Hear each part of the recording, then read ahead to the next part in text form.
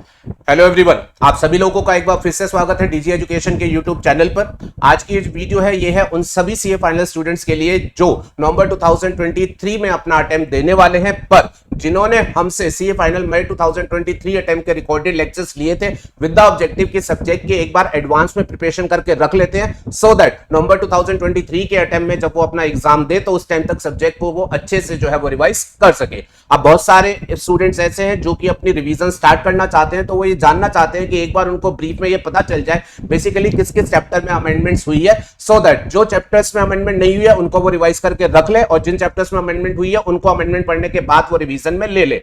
अब ध्यान दीजिएगा, आप सभी बच्चों के लिए, आप सभी स्टूडेंट्स के लिए एक अच्छी खबर ये है कि नवंबर 2023 अटेम्प्ट के लिए जो अमेंडमेंट्स हुई हैं वो बहुत ज्यादा अमेंडमेंट्स नहीं हुई हैं। अमेंडमेंट्स कम है और अमेंडमेंट बहुत ज्यादा सिग्निफिकेंट भी नहीं है। स्टैंड अलोन बेसिस पर आप अगर उन्हें पढ़ेंगे तो भी आपका काम चल जाएगा। मेरा कहने का मतलब यह है कि आप अपनी रिवीजन को पेंडिंग ना रखें, आपने जो कुछ भी पढ़ा था आप उसको रिवाइज कर सकते हैं। अमेंडमेंट आप सेपरेटली स्टैंड अलोन बेसिस पर भी करेंगे तो भी आपका काम चल जाएगा। बट इन एनी केस अगर आप अमेंडमेंट्स पहले जानने ही चाहते हैं तो इस वीडियो में मैं आपको बताने वाला हूं बेसिकली कौन कौन से चैप्टर्स हैं जिनमें अमेंडमेंट हुई है और उसमें किस किस एरिया में अमेंडमेंट हुई है, सो दैट आपके माइंड में किसी तरीके का डाउट ही नहीं रहे और आप अपनी रिवीजन को जो है वो कॉन्फिडेंट तरीके से जो है वो स्टार्ट कर सके।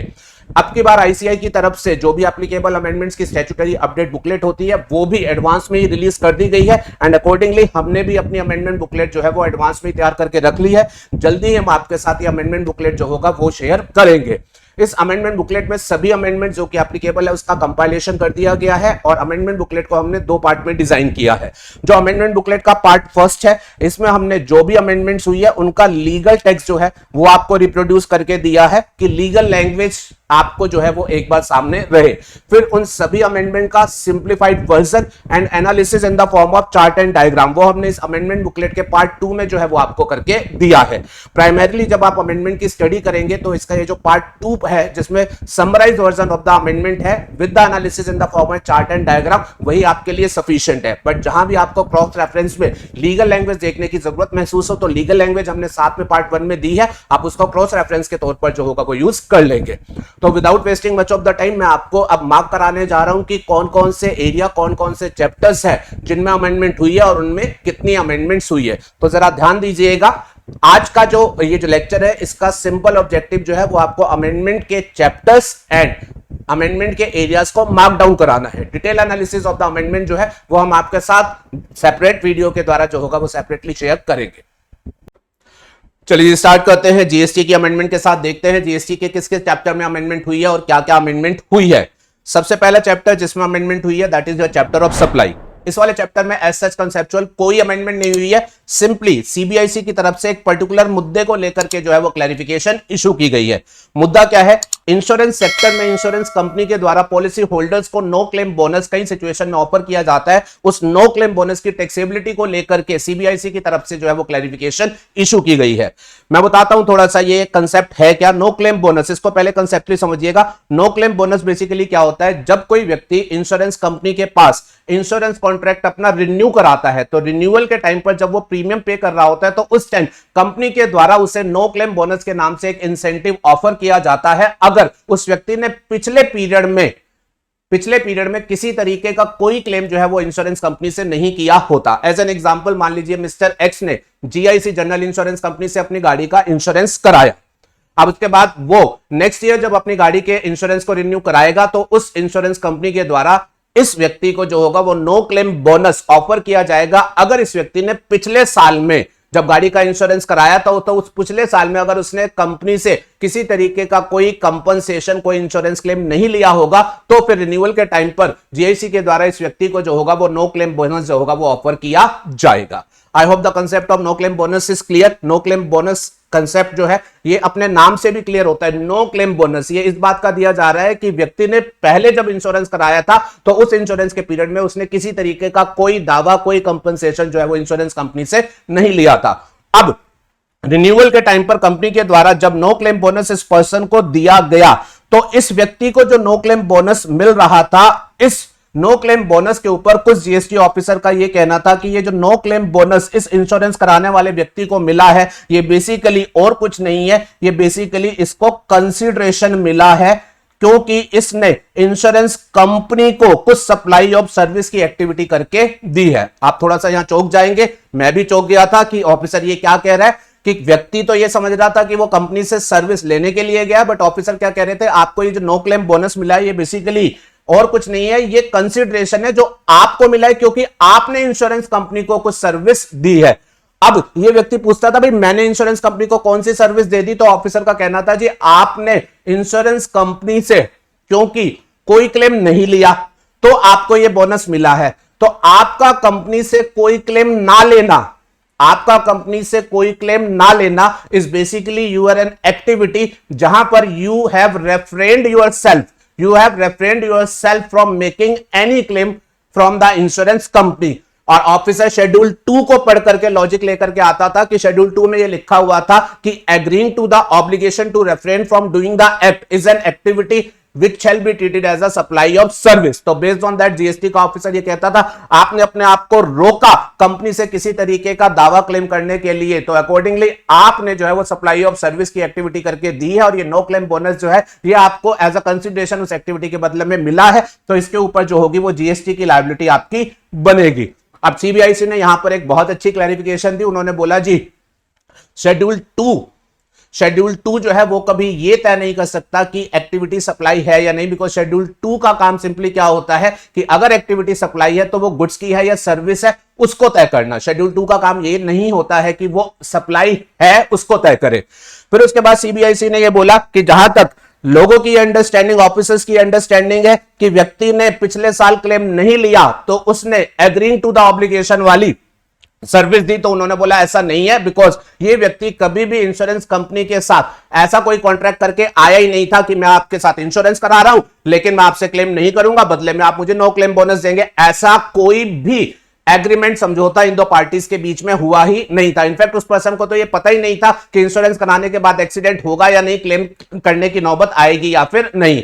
तो उन्होंने बोला कि अकॉर्डिंगली इन दोनों पार्टी के बीच में कभी भी किसी तरीके का कोई कॉन्ट्रैक्चुअल ऑब्लिगेशन नहीं था कि मैं क्लेम नहीं करूंगा और आप नो क्लेम बोनस देंगे। ऐसा कोई कॉन्ट्रैक्ट इन दोनों के बीच में था ही नहीं, और जब तक इस तरीके का कोई कॉन्ट्रैक्चुअल ऑब्लिगेशन था ही नहीं तब तक नो क्लेम बोनस को कंसिडरेशन के नेचर का नहीं कहा जा सकता। एंड अकॉर्डिंगली उन्होंने बोला ये जो इनके बीच में ट्रांजैक्शन हुआ है इसमें किसी तरीके का कोई कॉन्ट्रैक्चुअल ऑब्लिगेशन नहीं है, तो ये पेमेंट कंसिडरेशन के नेचर की नहीं है और अकॉर्डिंगली ये सप्लाई नहीं है। शेड्यूल 2 पढ़ने की नौबत यहां पर आएगी नहीं। किसी तरीके की कोई टैक्स लायबिलिटी इंश्योरेंस कराने वाले को जब नो क्लेम बोनस मिला है तो उसके ऊपर नहीं आएगी। बड़ी सिंपल एंड बढ़िया सी क्लैरिफिकेशन है। आई होप आप सब इसको अदरवाइज भी अगर मैं आपसे पूछता तो ऐसे ही आंसर करते। इसके अलावा इसी सीबीआईसी क्लैरिफिकेशन में एक और मुद्दा भी उन्होंने क्लैरिफाई करके दिया। अब वो मुद्दा उन्होंने हैंडल करके दिया from the angle of GIC, insurance कराने वाले के एंगल से। अब इंश्योरेंस कराने वाले के एंगल से क्लैरिफिकेशन ये कहती है जी जब जीआईसी के पास वो आदमी अपना इंश्योरेंस का रिन्यूअल कराने के लिए आया तो लेट्स सपोज रिन्यूअल पर जो इंश्योरेंस प्रीमियम बनता है वो बनता है 9,500 रुपीज का, बट क्योंकि इसने पहले कोई क्लेम नहीं किया था तो जीआईसी ने इसे नो क्लेम बोनस ऑफर किया। और जीआईसी जब नो क्लेम बोनस ऑफर करती है तो वो ऑफर ऐसे करती है, वो ये कहती है जी देखो आपका वैसे तो रिन्यूअल पर प्रीमियम बनता था 9,500, बट क्योंकि पिछले साल आपका कोई क्लेम नहीं आया तो आपको नो क्लेम बोनस के तौर पर हम 1,000 रुपीज दे रहे हैं। तो अकॉर्डिंगली अब हम आपसे रिन्यूअल पर जो नेट प्रीमियम लेंगे वो हम लेंगे 8,500 रुपीज।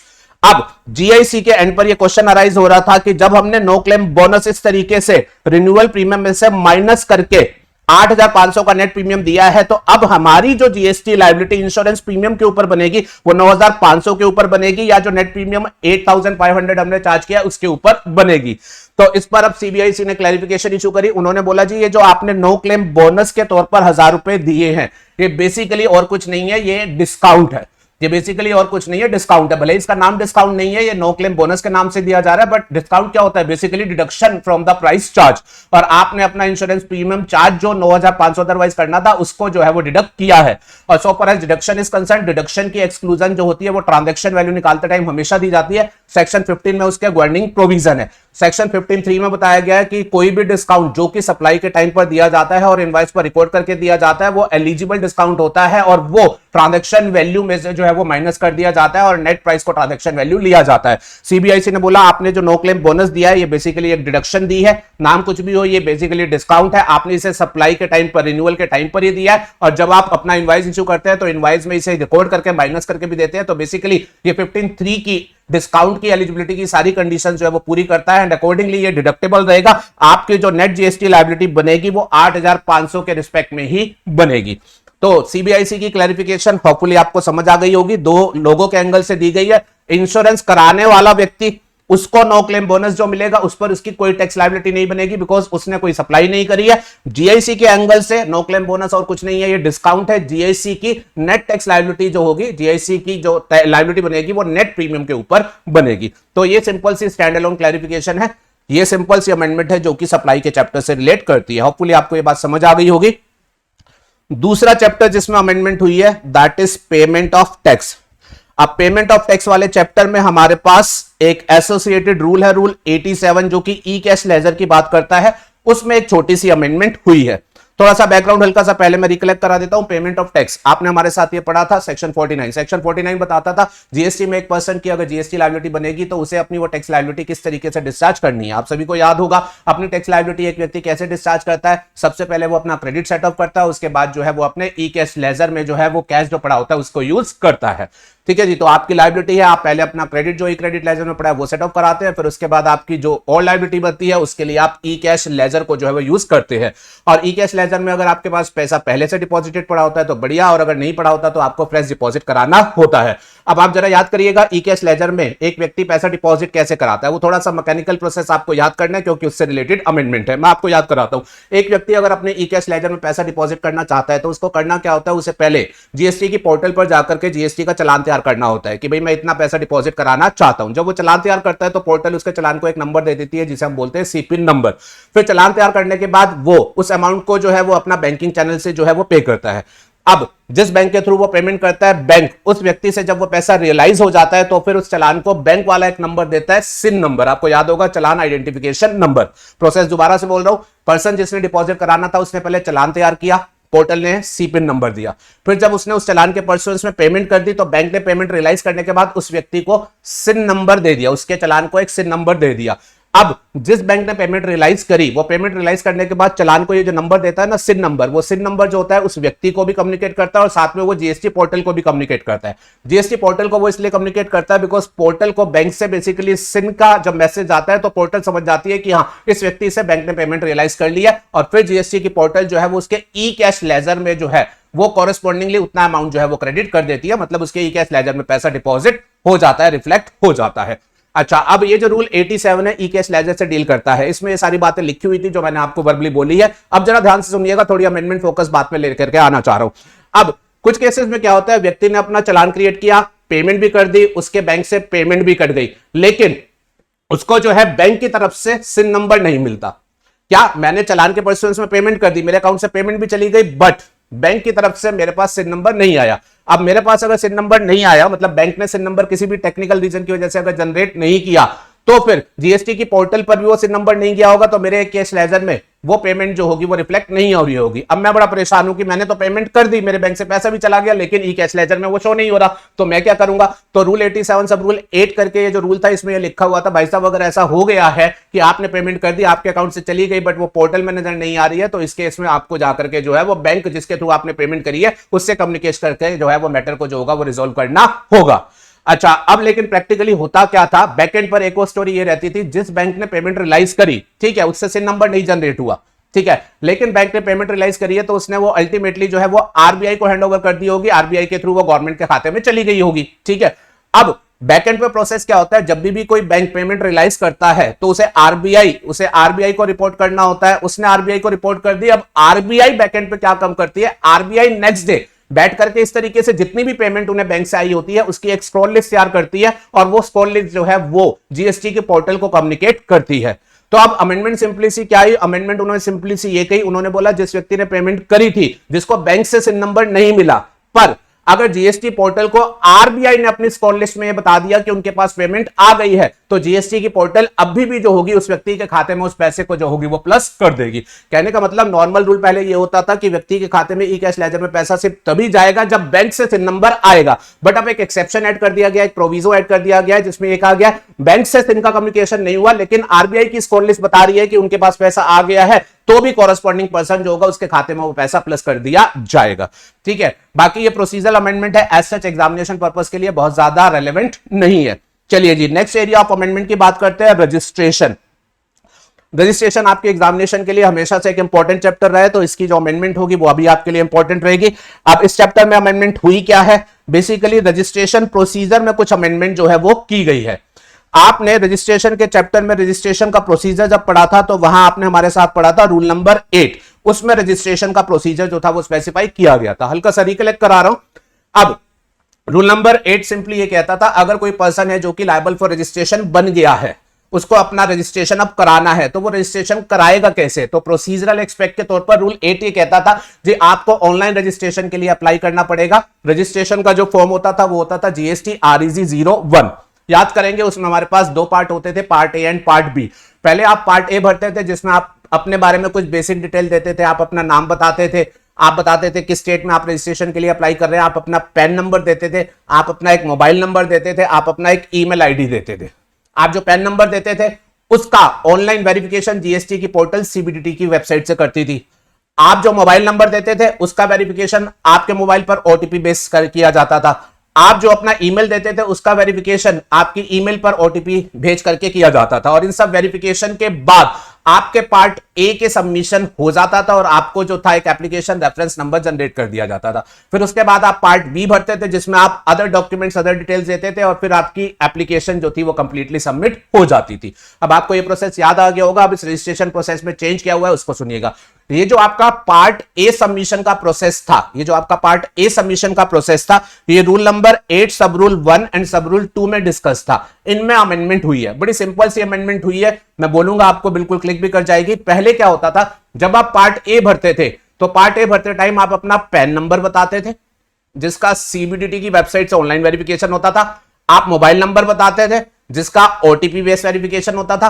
आप कोई मेल बताते थे जिसका ओटीपी बेस्ड वेरिफिकेशन होता था। अब चेंज उन्होंने ये किया है, उन्होंने बोला है जी अब जब आप पार्ट ए भरेंगे तो आप सिर्फ और सिर्फ अपना पैन नंबर बताएंगे। आप सिर्फ और सिर्फ अपना पैन नंबर बताएंगे। आप कोई मोबाइल नंबर या कोई ईमेल वो नहीं बताएंगे, सिर्फ पैन नंबर बताएंगे। ठीक है जी। अब जो पैन नंबर आप बताएंगे उस पैन नंबर का जीएसटी की पोर्टल, सीबीडीटी की पोर्टल के साथ ऑनलाइन वेरिफिकेशन कर लेगी। ठीक है, ये पहले भी होता था, ये अभी भी होगा। अब साथ में दूसरी बात उन्होंने क्या बोला है, जब वो आपके पैन का वेरिफिकेशन करेंगे सीबीडीटी की पोर्टल के साथ, तो आपने पैन को अप्लाई करते टाइम जिस मोबाइल नंबर और ईमेल आईडी को दिया था उस मोबाइल नंबर और ईमेल आईडी का वेरिफिकेशन भी जो होगा वो ओटीपी बेस कर लिया जाएगा। कहने का मतलब ये हो गया कि अब आपको पैन नंबर देना है, कोई मोबाइल नंबर और कोई ईमेल आईडी नहीं देना, सिर्फ पैन देना है। वेरिफिकेशन उस पैन का होगा और उस पैन को अप्लाई करते टाइम आपने जो भी मोबाइल नंबर और ईमेल दिया था उसका वेरिफिकेशन होगा। ये सिंपल सा चेंज जो है वो किया गया है। I hope this thing is clear to you. फिर उसके बाद रूल नंबर 8 रजिस्ट्रेशन प्रोसीजर में एक और चेंज हुआ है। वो चेंज जो है वो आपका रूल 8 4A एंड 4B करके दो नए रूल जो है वो सब्स्टिट्यूट करके दिए गए हैं, उनमें हुआ है। ये बहुत अच्छी अमेंडमेंट है, इसको जरा ध्यान से सुनिएगा। अब आप लोग याद करेंगे हमने जीएसटी में जब रजिस्ट्रेशन का प्रोसीजर किया था तो हमने आपके साथ डिस्कशन किया था, रजिस्ट्रेशन जब कराया जाएगा तो रजिस्ट्रेशन के टाइम पर आज की डेट में जनरल रूल क्या है कि कोई व्यक्ति अगर रजिस्ट्रेशन के लिए अप्लाई करेगा तो उसको साथ में आधार ऑथेंटिकेशन जो होगा वो भी करवाना पड़ेगा। कुछ लोग ऐसे हैं जिन्हें आधार ऑथेंटिकेशन के दायरे से बाहर रखा गया, वो 25(6)G में लिस्टेड थे, लाइक पीएसयू, गवर्नमेंट, उनकी बात नहीं कर रहा हूं। उन कुछ एक्सेप्शंस को अगर छोड़ दो तो अदरवाइज आज की डेट में जनरल बेसिस पर अगर कोई आदमी रजिस्ट्रेशन के लिए अप्लाई करेगा तो उसके लिए आधार ऑथेंटिकेशन कराना जो था वो मैंडेटरी था। फिर आपको याद आता होगा जिन लोगों के लिए आधार ऑथेंटिकेशन मैंडेटरी है, अगर वो फिर भी आधार ऑथेंटिकेशन नहीं कराते हैं, वो आधार नहीं लेते हैं, तो फिर उनके लिए रजिस्ट्रेशन का प्रोसीजर अलग था। दोबारा बोलता हूं, एक आदमी के लिए आधार ऑथेंटिकेशन मैंडेटरी है, अगर वो आधार ऑथेंटिकेशन कराता है, मैंडेटरी है और वो कराता है, तो फिर रजिस्ट्रेशन की फॉर्मेलिटी ये कहती थी आधार ऑथेंटिकेशन मैंडेटरी है, आपने करा दिया तो फिर हम आपकी प्रीमाइसिस का फिजिकल वेरिफिकेशन नहीं करेंगे और आपको रजिस्ट्रेशन फटाफट से ग्रांट करेंगे। आपको याद आता होगा 7 वर्किंग डेज में रजिस्ट्रेशन दे दिया जाता था। बट अगर आपका आधार ऑथेंटिकेशन मैंडेटरी है, उसके बावजूद भी आप आधार ऑथेंटिकेशन नहीं कराते हो, तो उस केस में उन्होंने क्या बोला था, अब अगर आप आधार नहीं लेकर के आधार ऑथेंटिकेशन नहीं करा रहे हो तो उस केस में हम आपका जो रजिस्ट्रेशन होगा वो आपकी प्रीमाइसिस का फिजिकल वेरिफिकेशन करने के बाद देंगे। और क्योंकि हम फिजिकल वेरिफिकेशन करेंगे तो अब उसमें टाइम लगेगा, तो अब जो रजिस्ट्रेशन आपको मिलेगा उसके लिए समय सीमा जो थी वो 7 वर्किंग डेज नहीं थी, वो हमारे पास 30 डेज थी। याद करिएगा, ये बातें जो है डेफिनेटली आपके दिमाग में आती होंगी, ये बड़े इंपॉर्टेंट प्रोविजन थे।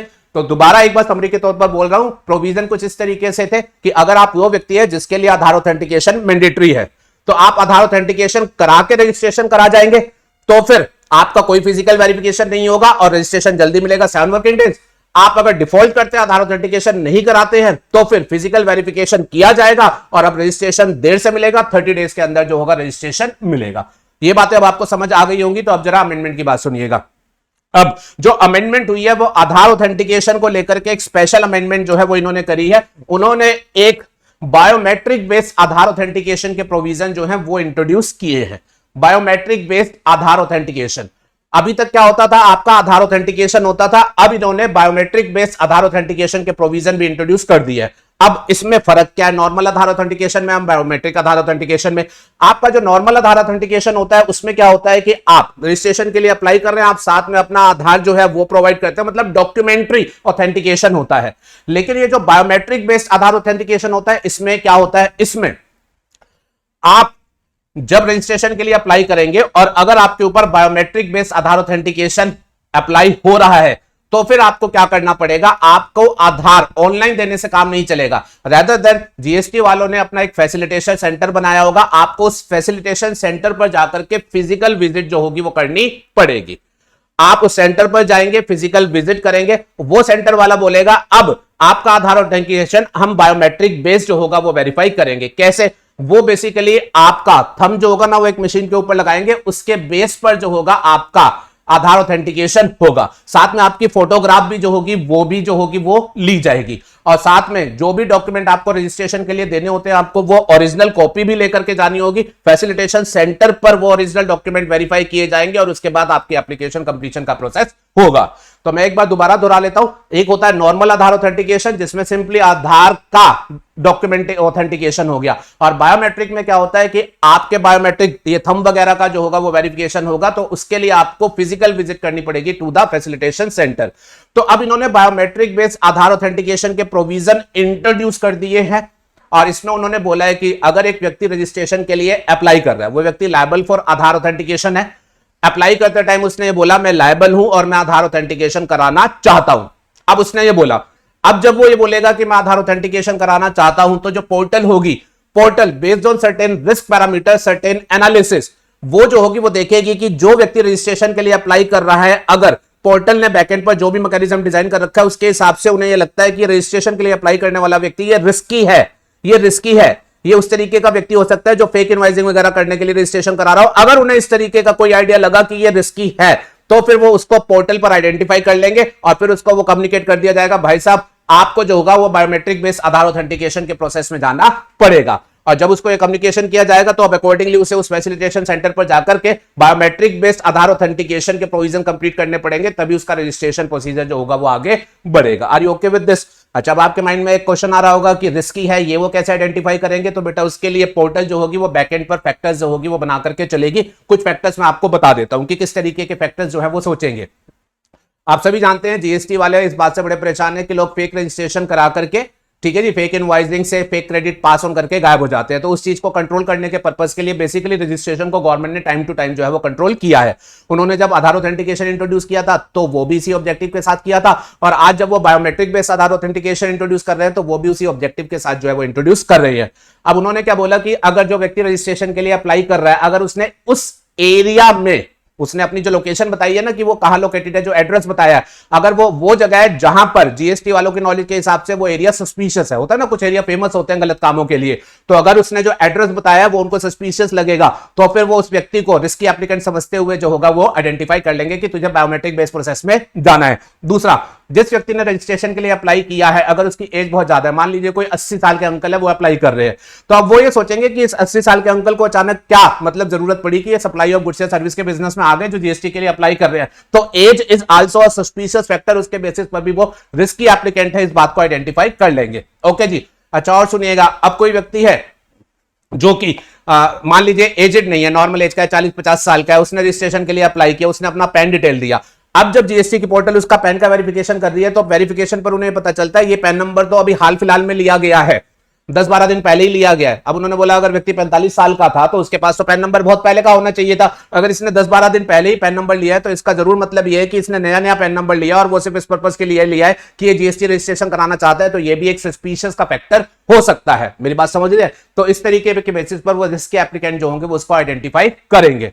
अच्छा, कई बार ऐसे भी हो सकता है एक व्यक्ति जो है वो ऑलरेडी रजिस्टर्ड है और वो किसी दूसरे स्टेट में रजिस्ट्रेशन के लिए अप्लाई कर रहा है। अगर ऐसा केस है, वो व्यक्ति ऑलरेडी रजिस्टर्ड है और वो किसी दूसरे स्टेट में अप्लाई कर रहा है, तो फिर पोर्टल अगेन ये चेक करेगी जिस स्टेट में वो ऑलरेडी रजिस्टर्ड है उस स्टेट में एज अ रजिस्टर्ड पर्सन उसके टैक्स कंप्लायंसेस का लेवल क्या है, क्या वो अपनी टैक्स की पेमेंट टाइमली कर रहा है, क्या जीएसटी R3 भी उसकी टाइमली आ रही है। अगर उसकी पेमेंट सब कुछ प्रॉपर वगैरह हो रही है तो ठीक है। अगर उसकी जीएसटी R3 का वहां डिफॉल्ट चल रहा है तो अगेन वो समझेंगे ये आदमी जो है वो रिस्की है, उस स्टेट में काम कर रहा है, ऑलरेडी रजिस्ट्रेशन है, पे नहीं कर रहा और स्टेट में भी रजिस्ट्रेशन लेने आ गया, तो इसको भी वो एज अ रिस्की एप्लीकेंट के तौर पर जो है वो आइडेंटिफाई कर सकते हैं। तो उनके पास बहुत सारे एनालिटिकल टूल है आजकल, आर्टिफिशियल इंटेलिजेंस वैसे ही है, तो उन सभी टूल्स को यूज करके वो देखेंगे कि ये रिस्की है या नहीं।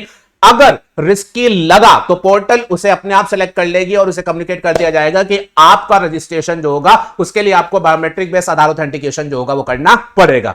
व्यक्ति को अगर ये मैसेज मिलेगा, फैसिलिटेशन सेंटर पर जाएगा, रिपीट कराओ, बायोमेट्रिक बेस्ड वेरिफिकेशन होगा, फोटोग्राफ भी ली जाएगी और जो भी सपोर्टिंग डॉक्यूमेंट्स हैं उनकी ओरिजिनल कॉपी का वेरिफिकेशन वहीं जो होगा वो किया जाएगा। उसके बाद रजिस्ट्रेशन एप्लीकेशन का सबमिशन माना जाएगा। आई होप ये बात क्लियर है। यस।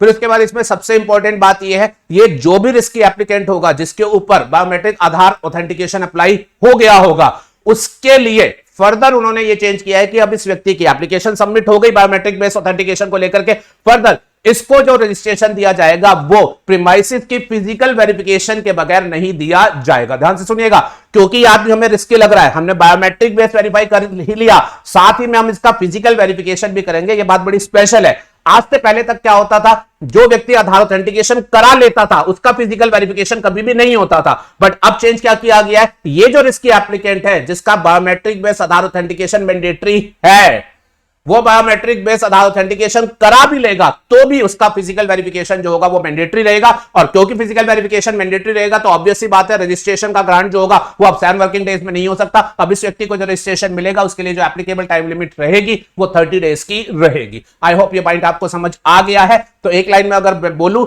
तो समरी अमेंडमेंट ये हुई है, रूल 8 के रजिस्ट्रेशन प्रोसीजर में अमेंडमेंट करके ये बात बोल दी गई है कि पोर्टल जो होगी, एप्लीकेंट जो अप्लाई कर रहा होगा, अगर वो उन्हें रिस्की लगेगा तो वो उसे आइडेंटिफाई करेगी एज रिस्की, फिर उसको वो बायोमेट्रिक बेस्ड आधार ऑथेंटिकेशन के प्रोसेस में डालेंगे और साथ में फिजिकल वेरिफिकेशन और प्रीमाइसेस भी जो होगा वो मैंडेटरी रहेगी।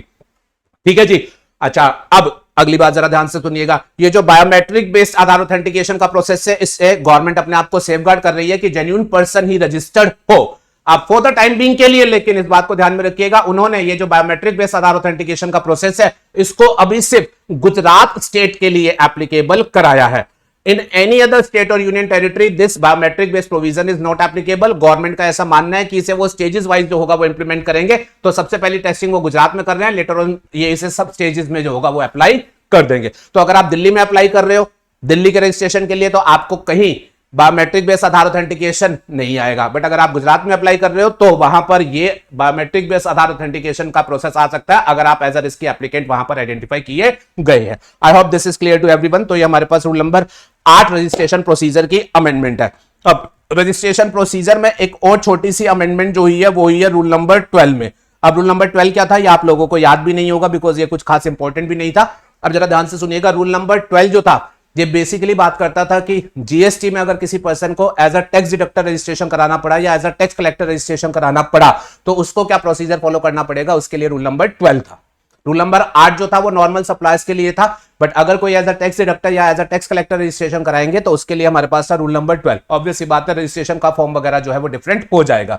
अच्छा, अब इस रूल नंबर 12 में उन लोगों को लेकर के ये कहा गया था कि वो रजिस्ट्रेशन कैसे कराएंगे, रजिस्ट्रेशन कैसे दिया जाएगा। अब इन लोगों को लेकर के लेकिन एक दिक्कत ये थी कि रूल नंबर 12 इनको रजिस्ट्रेशन कराने के बारे में तो बात करता था, लेकिन अगर इनमें से कोई व्यक्ति बाद में अपना रजिस्ट्रेशन कैंसिल कराना चाहे तो इनको रजिस्ट्रेशन कैंसिल कराने के लिए अप्लाई कर सकते हैं। इस बात को लेकर के जीएसटी में कोई इनेबलिंग प्रोविजंस नहीं थे। जी हां, बिल्कुल सही सुना आपने। नॉर्मल व्यक्ति रजिस्ट्रेशन कैसे कराएगा उसका प्रोसीजर भी था, और वो अपना रजिस्ट्रेशन कैंसिल कैसे कराएगा उसका प्रोसीजर भी था। टैक्स डिडक्टर को लेकर के वो रजिस्ट्रेशन कैसे कराएंगे वो प्रोसीजर तो था, पर कल जरूरत पड़ी तो क्या वो अपना कैंसिल कर सकते हैं, इस बात को लेकर के कोई इनेबलिंग प्रोविजन नहीं थे, जो डेफिनेटली एक डिफॉल्ट की बात थी। तो गवर्नमेंट ने अब वो चीज टेक केयर कर लिया और रूल नंबर 12 में अमेंडमेंट करके वहां उन्होंने ये प्रोविजन इंसर्ट कर दिया है कि अगर कोई व्यक्ति टैक्स डिडक्टर, टैक्स कलेक्टर अपना रजिस्ट्रेशन कैंसिल कराना चाहता है तो वो कैंसिलेशन एप्लीकेशन जो है वो दे सकता है। ठीक है, तो this is a minor amendment. Main amendment आपकी रजिस्ट्रेशन प्रोसीजर की है, वो मैंने आपको बता दी है। चलिए जी, रजिस्ट्रेशन वाली बात कंप्लीट हो जाती है। फिर इसके बाद बात करते हैं अगला चैप्टर जिसमें अमेंडमेंट है। अगला चैप्टर जिसमें अमेंडमेंट है that is refunds under GST. Refund under GST, refund को लेकर के कहने की जरूरत नहीं, इंपॉर्टेंट चैप्टर है। रिफंड की तो हमने आपके साथ पूरा डिटेल डिस्कशन कर रखा है, डिटेल रिविजनरी वीडियो भी दे रखी है। अब इसमें जो एक अमेंडमेंट हुई है वो स्टैंड अलोन अमेंडमेंट है। ठीक है, आप उसको इंडिपेंडेंट बेसिस पर जो है वो पढ़ सकते हैं। अमेंडमेंट क्या है मैं आपको बताता हूं, बड़ी सिंपल सी अमेंडमेंट हुई है।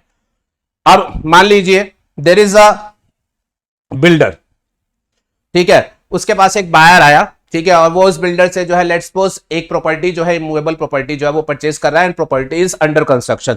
तो बिल्डर की तरफ से इस बायर को क्या कर दिया गया है, sale of under construction property, जिसका कंसिडरेशन बिल्डर ने चार्ज किया है 3 करोड़ प्लस जीएसटी। आपको याद ही होगा अंडर कंस्ट्रक्शन प्रॉपर्टी को सप्लाई ऑफ सर्विस की एक्टिविटी माना जाता है।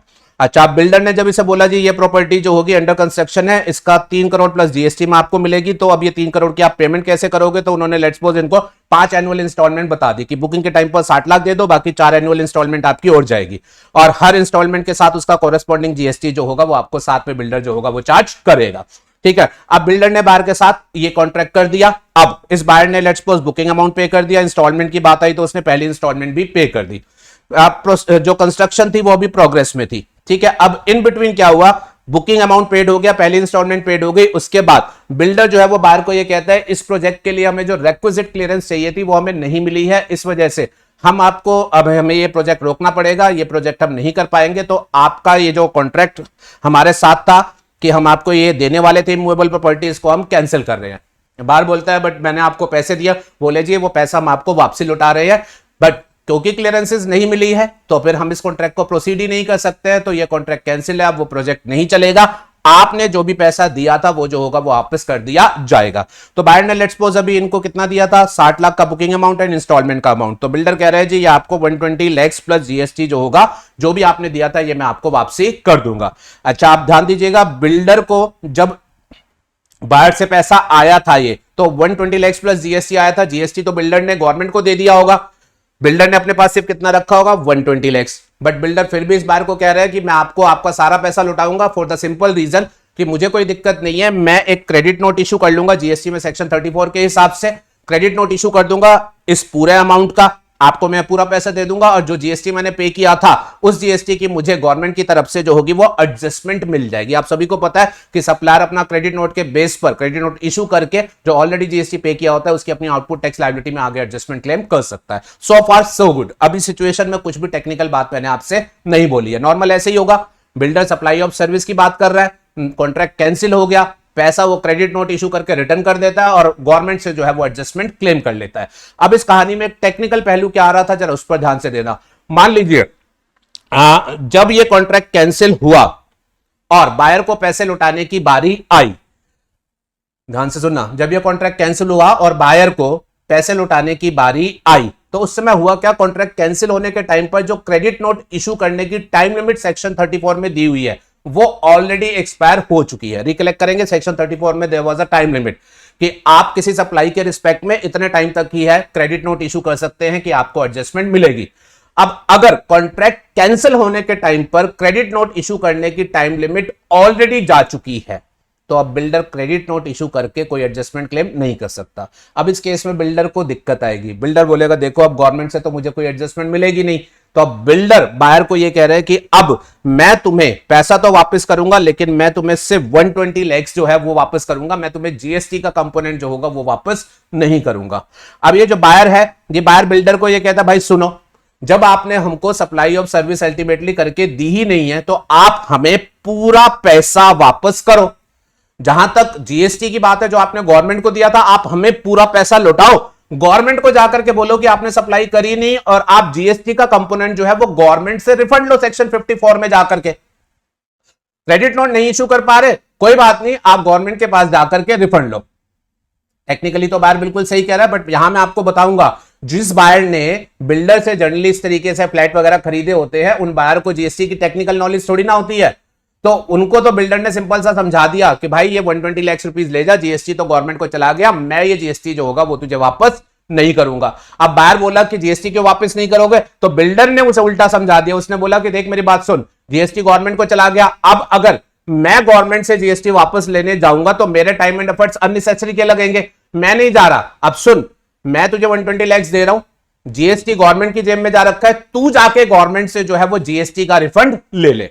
मतलब बिल्डर इन सिंपल वर्ड उससे क्या कह रहा है कि देखो, अगर क्रेडिट नोट इशू करके एडजस्टमेंट मिलने की बात होती तो मैं अपने एंड पर कर लेता, क्योंकि उसमें मुझे कोई टेक्निकल काम नहीं करना था, क्रेडिट नोट इशू करना था और ऑटो एडजस्टमेंट क्लेम करनी थी। बट रिफंड लेने के लिए तो मुझे बहुत सारा प्रोसीजर फॉलो करना पड़ेगा, फिर मुझे प्रोफेशनल की भी मदद लेनी पड़ेगी, वहां मेरा खर्चा होगा, तो मैं उस खर्चे को नहीं करना चाहता। मैंने तेरा 120 लाख दे दिया, जीएसटी गवर्नमेंट के पास है, तू जाके गवर्नमेंट से जो है अपना जीएसटी रिफंड क्लेम ले ले। अब इंटरेस्टिंग बात यह आई, अब ये जो बायर था, इन्होंने कहा अच्छा चलो ठीक है जी, आप बिल्डर से तो ज्यादा बहस कर ही नहीं सकते, आप सभी जानते हैं बिल्डर वैसे भी अपना दबंग आदमी होते हैं। तो बायर ने बोला ठीक है भाई 120 लाख आ गया, ये भी बड़ी बात है, जीएसटी को मैं देखूंगा। अब ये बायर गया किसी चार्टर्ड अकाउंटेंट के पास, और चार्टर्ड अकाउंटेंट के पास जाकर के ये बायर बोला जी हमारा वो जीएसटी कंपोनेंट ऐसे ऐसे जो है वो हमें वापसी चाहिए, तो आप जो है वो हमारा रिफंड क्लेम जो है वो सबमिट कर दे, आपकी प्रोफेशनल सर्विसेज का जो भी पैसा होगा वो हम आपको दे देंगे। अब जो चार्टर्ड अकाउंटेंट जिसके पास ये बायर गया था, उसने बायर को एक बात बोली, उसने बोला भाई देखो जीएसटी तुम्हारी जेब से बिल्डर ने लेकर के गवर्नमेंट को दिया है, कॉन्ट्रैक्ट कैंसिल हो गया तो गवर्नमेंट को कायदे से तो ये वापस करना चाहिए।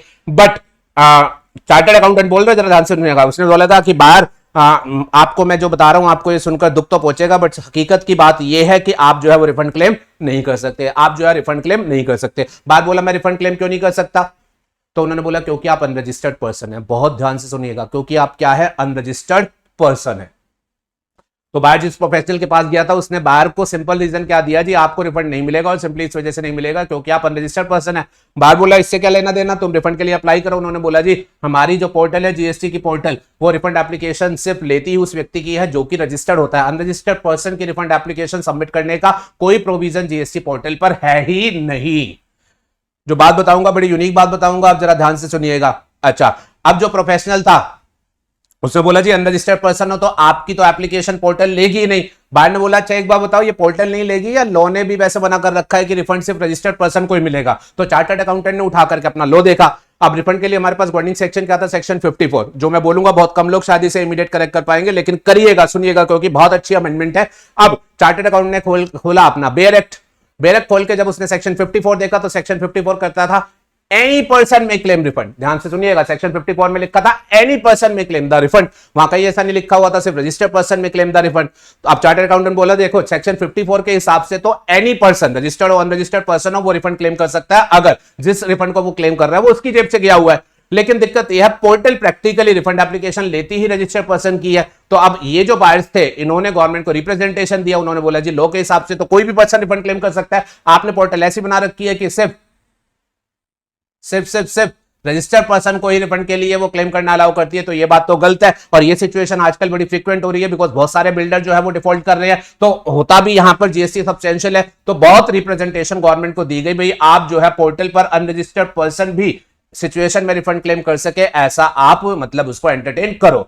तो गवर्नमेंट ने उनकी बात सुनी, बहुत ही वेलकम अमेंडमेंट हुई है और उन्होंने अब पोर्टल में नेसेसरी चेंजेस किए हैं, जहां पर एक अनरजिस्टर्ड पर्सन भी जो है वो रिफंड के लिए जो है वो अप्लाई कर सकता है। एक अनरजिस्टर्ड पर्सन जो है वो भी रिफंड के लिए अप्लाई कर सकता है। मेरी बात आप समझ रहे हो, पोर्टल में नेसेसरी चेंज कर दिए गए हैं। दोबारा दोहरा रहा हूं, लॉ के हिसाब से अनरजिस्टर्ड पर्सन वैसे ही रिफंड क्लेम कर सकता था, बट पोर्टल का इशू था, तो अब उन्होंने पोर्टल की फंक्शनैलिटी में चेंज किया है। अब अनरजिस्टर्ड पर्सन जो है वो भी रिफंड के लिए जो है वो अप्लाई कर सकता है। मेरी बात क्लियर हो गई। अच्छा, अब अनरजिस्टर्ड पर्सन जब रिफंड के लिए अप्लाई करेगा तो वो करेगा कैसे, उसके लिए उन्होंने अब ये बोला जी देखो आपको जीएसटी के एंगल से रजिस्ट्रेशन नहीं लेना, बट पोर्टल में जब आप रिफंड के लिए अप्लाई कराओगे तो आपको एज एन अनरजिस्टर्ड पर्सन के तौर पर एक टेम्परेरी कैटेगरी का रजिस्ट्रेशन लेना पड़ेगा। मतलब आप सप्लायर नहीं बन जाओगे, सिर्फ रिफंड के एंगल से पोर्टल आपका डाटाबेस मेंटेन करेगी, तो उस एंगल से आपको जो होगा एक स्पेशल कैटेगरी हमने अलग से तैयार कर दिया, उस कैटेगरी में आप एक टेम्परेरी रजिस्ट्रेशन कराओगे, जिसमें आपका आधार ऑथेंटिकेशन भी हम साथ में करेंगे और फिर हम आपको जो होगा वो दे देंगे। बाहर को उसमें कोई तकलीफ नहीं है। उसने बोला वो मुझे कोई दिक्कत नहीं है, पोर्टल पर आप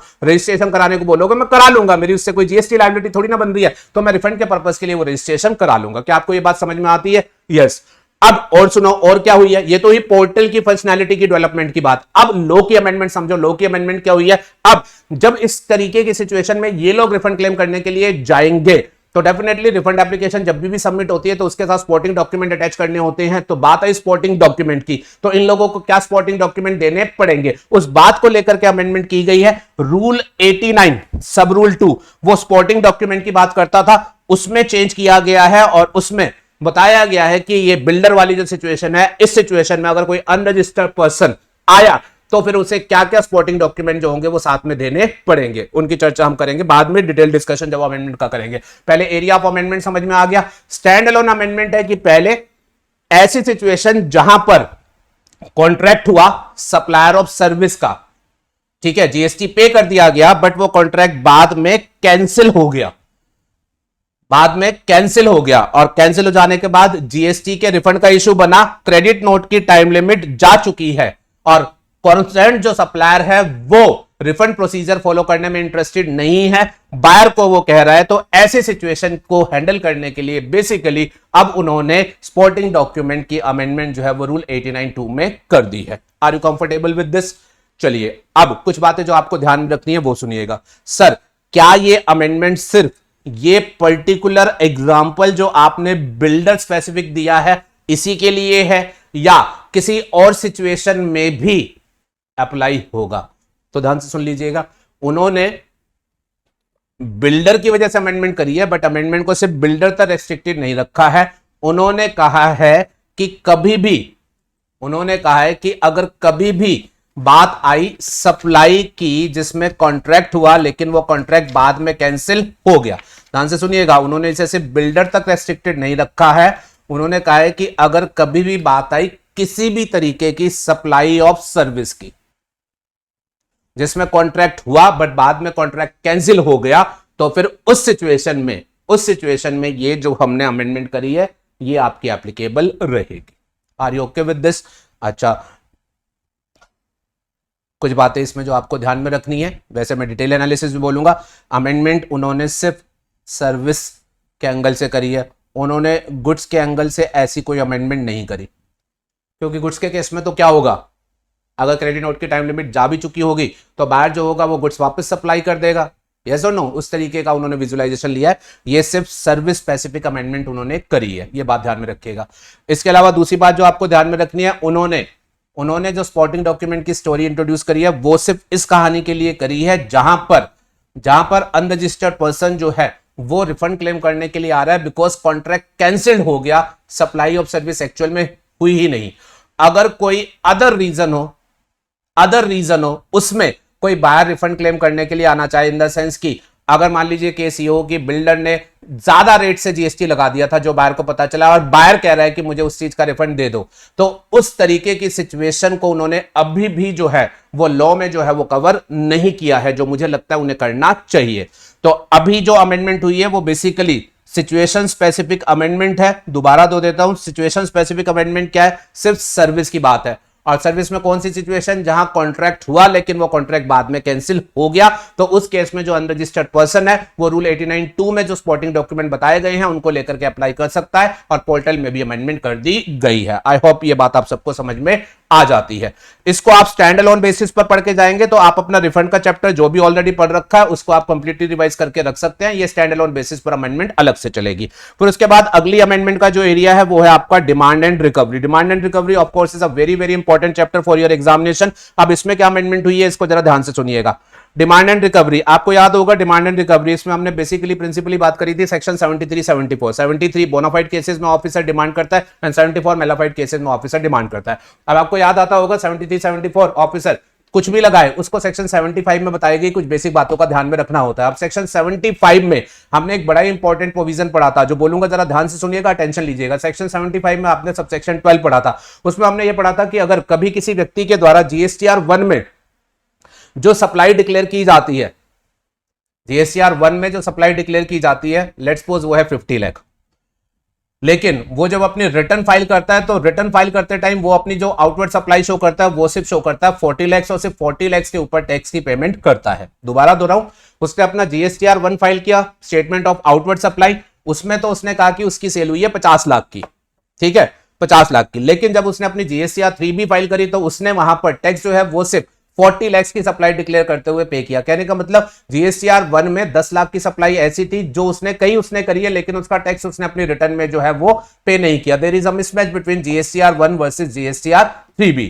अब आपको याद आता होगा 75-12 में हमने एक अमेंडमेंट पढ़ी थी जो कि पिछले कुछ सालों में हुई थी, जिसमें उन्होंने ये बोला था कि जीएसटीआर 1 में आप जो सप्लाई डिक्लेयर करेंगे उस सप्लाई पर जो टैक्स लायबिलिटी बनेगी वो आपकी सेल्फ असेस टैक्स लायबिलिटी जो होगी वो मानी जाएगी। और अगर आपने जीएसटीआर 3B में उस सेल्फ असेस टैक्स लायबिलिटी का प्रॉपर टैक्स पे नहीं किया है तो जो कुछ रह गया है वो basically self assess tax unpaid माना जाएगा, और उसको ऑफिसर जो होगा वो डायरेक्टली आपसे रिकवर करेगा। उसका किसी तरीके का कोई एडजुडिकेशन 73-74 के शोकॉस नोटिस इशू करके नहीं किया जाएगा। मतलब यहां जो 10 लाख की सप्लाई का मिसमैच है, ठीक है ना जी, 10 लाख की सप्लाई का जो मिसमैच है उसकी जो भी जीएसटी लायबिलिटी बनती होगी ऑफिसर के पास ये पावर रहेगी कि वो उसकी डायरेक्टली आपके अगेंस्ट जो है वो रिकवरी कर ले। उसका किसी तरीके का 73-74 में वो शोकॉस नोटिस भेज के आपसे वो कुछ भी नहीं पूछेगा। ये प्रोविजन उन्होंने जो थे वो रिसेंट में इंट्रोड्यूस किए थे, बहुत ध्यान से सुनिएगा, ये एक इंपॉर्टेंट अमेंडमेंट है। अब 75-12 जब ये कह देता था जीएसटीआर 1 की लायबिलिटी भी सेल्फ असेस लायबिलिटी अनपेड मानी जाएगी जो कि डायरेक्टली रिकवरेबल रहेगी, तो इस बात को लेकर के बहुत लोगों ने जो थे वो ऑब्जेक्शन दिए थे। आपको याद होगा हमने बहुत डिटेल में डिस्कशन किया था, जुडिशरी में मामला गया था, लोगों का यह कहना था कि अगर जीएसटीआर 1 में कुछ एक्स्ट्रा डिक्लेयर है तो ठीक है, कोई बात नहीं, एक्स्ट्रा डिक्लेयर है, आप उसके रिस्पेक्ट में हमसे पूछो तो सही, ऐसा थोड़ी ना होगा आप डायरेक्टली उठा करके जो है वो रिकवरी कर दो। फिर आपको याद होगा मैंने ये बताया था सीबीआईसी की तरफ से फिर एक इंस्ट्रक्शन इशू की गई थी जिसमें उन्होंने बताया था कि भाई साहब अगर कभी ऐसा हो मिसमैच है तो रिकवरी एनफोर्स करने से पहले एक बार आप उससे बातचीत तो कर लेना कि क्या वजह है, किस वजह से ये मिसमैच है। तो कोर्ट में ये डिसीजन आए थे जिसके पर्सुएंस में सीबीआईसी ने इंस्ट्रक्शन भी इशू करी थी। अब लॉ ने क्या काम किया है, जो काम पहले इंस्ट्रक्शन में किया गया था अब उस काम को इंस्ट्रक्शन की बजाय लॉ में जो है वो रूल की फॉर्म में जो है वो इंसर्ट कर दिया गया है। रूल 88C करके एक नया रूल जो है वो इंसर्ट किया गया है। रूल 88C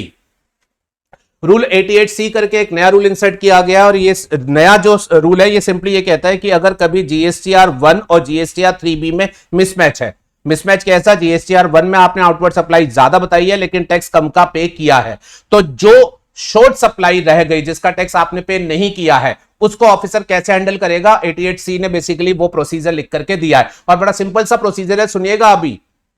वो ये कहता है कि अगर ऐसा कुछ होगा तो ऑफिसर के द्वारा उस व्यक्ति को ई कम्युनिकेशन किया जाएगा कि भाई साहब ये अनपेड लायबिलिटी आपकी बनती है। अब वो जो अनपेड लायबिलिटी बनती है उसके रिस्पेक्ट में ऑफिसर आपको बोलेगा हमने आपको कम्युनिकेट कर दिया है, अब अगले 7 दिनों में या तो आप ये टैक्स पे कर दो, और अगर आपको लगता है कि ये टैक्स पे नहीं बनता तो ये डिफरेंस का रीजन क्या है वो आकर के हमें जस्टिफिकेशन दे दो। तो हम आपको 2 ऑप्शन दे रहे हैं, या तो लायबिलिटी बनती होगी पे कर दो, और अगर लायबिलिटी नहीं बनती ये मिसमैच किसी और रीजन की वजह से तो वो आकर के हमें आप जस्टिफिकेशन दे दो। अब पर्सन को कोरेस्पॉन्डिंगली जाकर के दोनों में से एक काम करना है, या तो वो जस्टिफाई कर दे मिसमैच किस वजह से है तो भी काम चल जाएगा, फिर ऑफिसर कुछ नहीं करेगा, और अगर वो जस्टिफाई नहीं कर देता है तो फिर वो अपनी लायबिलिटी की जो है वो पेमेंट कर दे।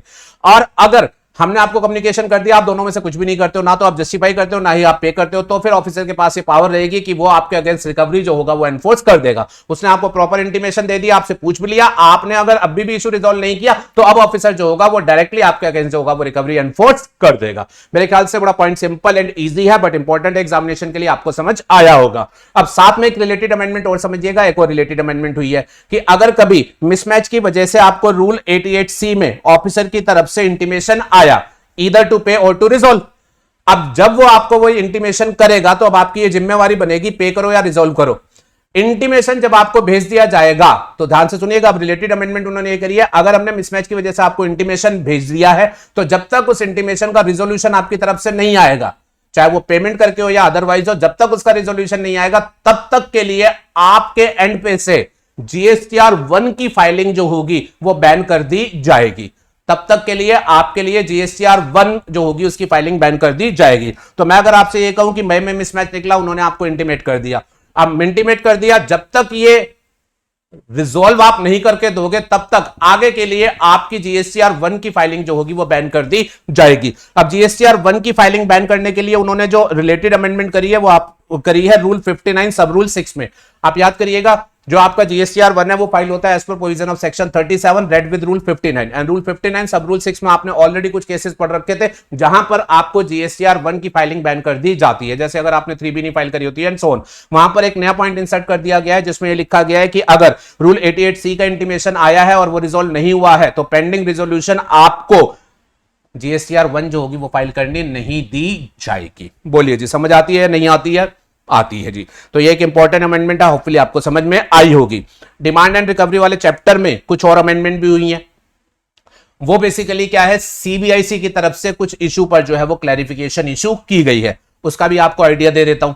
ठीक है जी, सीबीआईसी ने 2 क्लैरिफिकेशन इशू करी है। नंबर 1 बड़ी सिंपल सी है और आप टेंशन मत लेना, इन सबका बिल्कुल डिटेल एनालिसिस प्रॉपर चार्ट वगैरह वो सब भी करेंगे। ये तो क्या अभी आपको ब्रॉडली एरिया ऑफ अमेंडमेंट समझा रहा हूं कि आपका माइंड एक बात कैप्चर कर ले कि हाँ भाई कितनी अमेंडमेंट हुई है, तो बस उस पर्पस के लिए लिमिटेड सा डिस्कशन कर रहा हूं।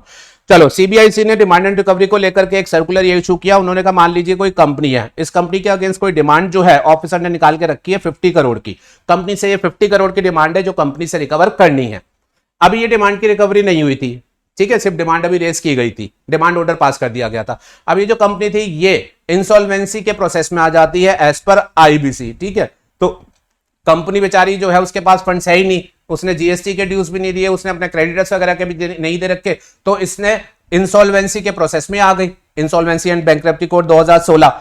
अब बड़ा अच्छा इशू है, जरा ध्यान से सुनिएगा। अब आपको याद होगा जब इंसॉल्वेंसी कंपनी की इंसॉल्वेंसी पिटीशन आ जाती है तो यहां पर आईबीसी कोड में एक रिजोल्यूशन प्रोफेशनल अपॉइंट कर दिया जाता है, और जब रिजोल्यूशन प्रोफेशनल अपॉइंट कर दिया जाता है बेसिकली कंपनी को वो टेक केयर करता है। और जब तक ये रिजोल्यूशन प्रोफेशनल जो आगे अपना रिजोल्यूशन प्रोसीडिंग करेगा, क्रेडिटर्स वगैरह के साथ बैठ करके रिजोल्यूशन प्लान बनाएगा, तब तक के लिए एक मोरेटोरियम इशू कर दिया जाता है। वो मोरेटोरियम इस बात का होता है कि जब तक वो मोरेटोरियम रहेगा इस कंपनी के अगेंस्ट किसी तरीके की कोई प्रोसीडिंग किसी के द्वारा भी नहीं की जाएगी। कहने का मतलब जीएसटी ऑफिसर इस डिमांड को जो है वो एनफोर्स नहीं कर सकता। कंपनी की अगर इंसॉल्वेंसी प्रोसीडिंग में चली गई है तो अब उसका जो हैंडलिंग करनी है वो किसको करनी है, रिजोल्यूशन प्रोफेशनल को करनी है। चलिए जी, अब रिजोल्यूशन प्रोफेशनल जो था उसने बैठाया, सारे क्रेडिटर्स को बैठाया और बात करी कि भाई कंपनी है, इसके पास पैसा नहीं है, फाइनली जो होगी दिवाली ही होगी, आप देखो अपना क्या हेयर कट आप लेने को तैयार हो। तो लेट्स सपोज हेयर कट जो है वो डिसाइड हो गया, क्रेडिटर ने बोला चलो हम अपना ब्याज छोड़ देते हैं, किसी ने बोला चलो हम अपना मूल का भी छोड़ देते हैं, व्हाटसोएवर रिजोल्यूशन प्लान जो है वो डिसाइड हो जाएगा। अब जब रिजोल्यूशन प्लान डिसाइड होगा जहां क्रेडिटर्स अपने अपने पैसे छोड़ेंगे, ठीक है ना, तो वहां पर लेट्स सपोज रिजोल्यूशन प्लान के हिसाब से ये कहा गया कि कंपनी को ये जो 50 करोड़ की डिमांड थी जीएसटी वालों को जो दी थी, अब कंपनी की वित्तीय हालत को देखते हुए 50 करोड़ नहीं, ये डिमांड भी रिड्यूस कर दी जाती है। 50 करोड़ की बजाय अब कंपनी को जो होंगे लेट्स सपोज 30 करोड़ जो होंगे वो जीएसटी वालों को जो होगा वो देने पड़ेंगे। Are you okay with this? ठीक है जी। अब बात यह है कि डिमांड एक्चुअल में आई कितने की थी, 50 करोड़ की, बट अगर फाइनली इंसॉल्वेंसी कोड के हिसाब से जो रिजोल्यूशन प्रोफेशनल ऑफिसर्स थे उन्होंने अगर फाइनली लेट्स सपोज 30 करोड़ पर डिमांड को एडजुडिकेट करके सेटल किया है, तो अब एक्चुअल रिकवरी कितने की होगी, 30 करोड़ की।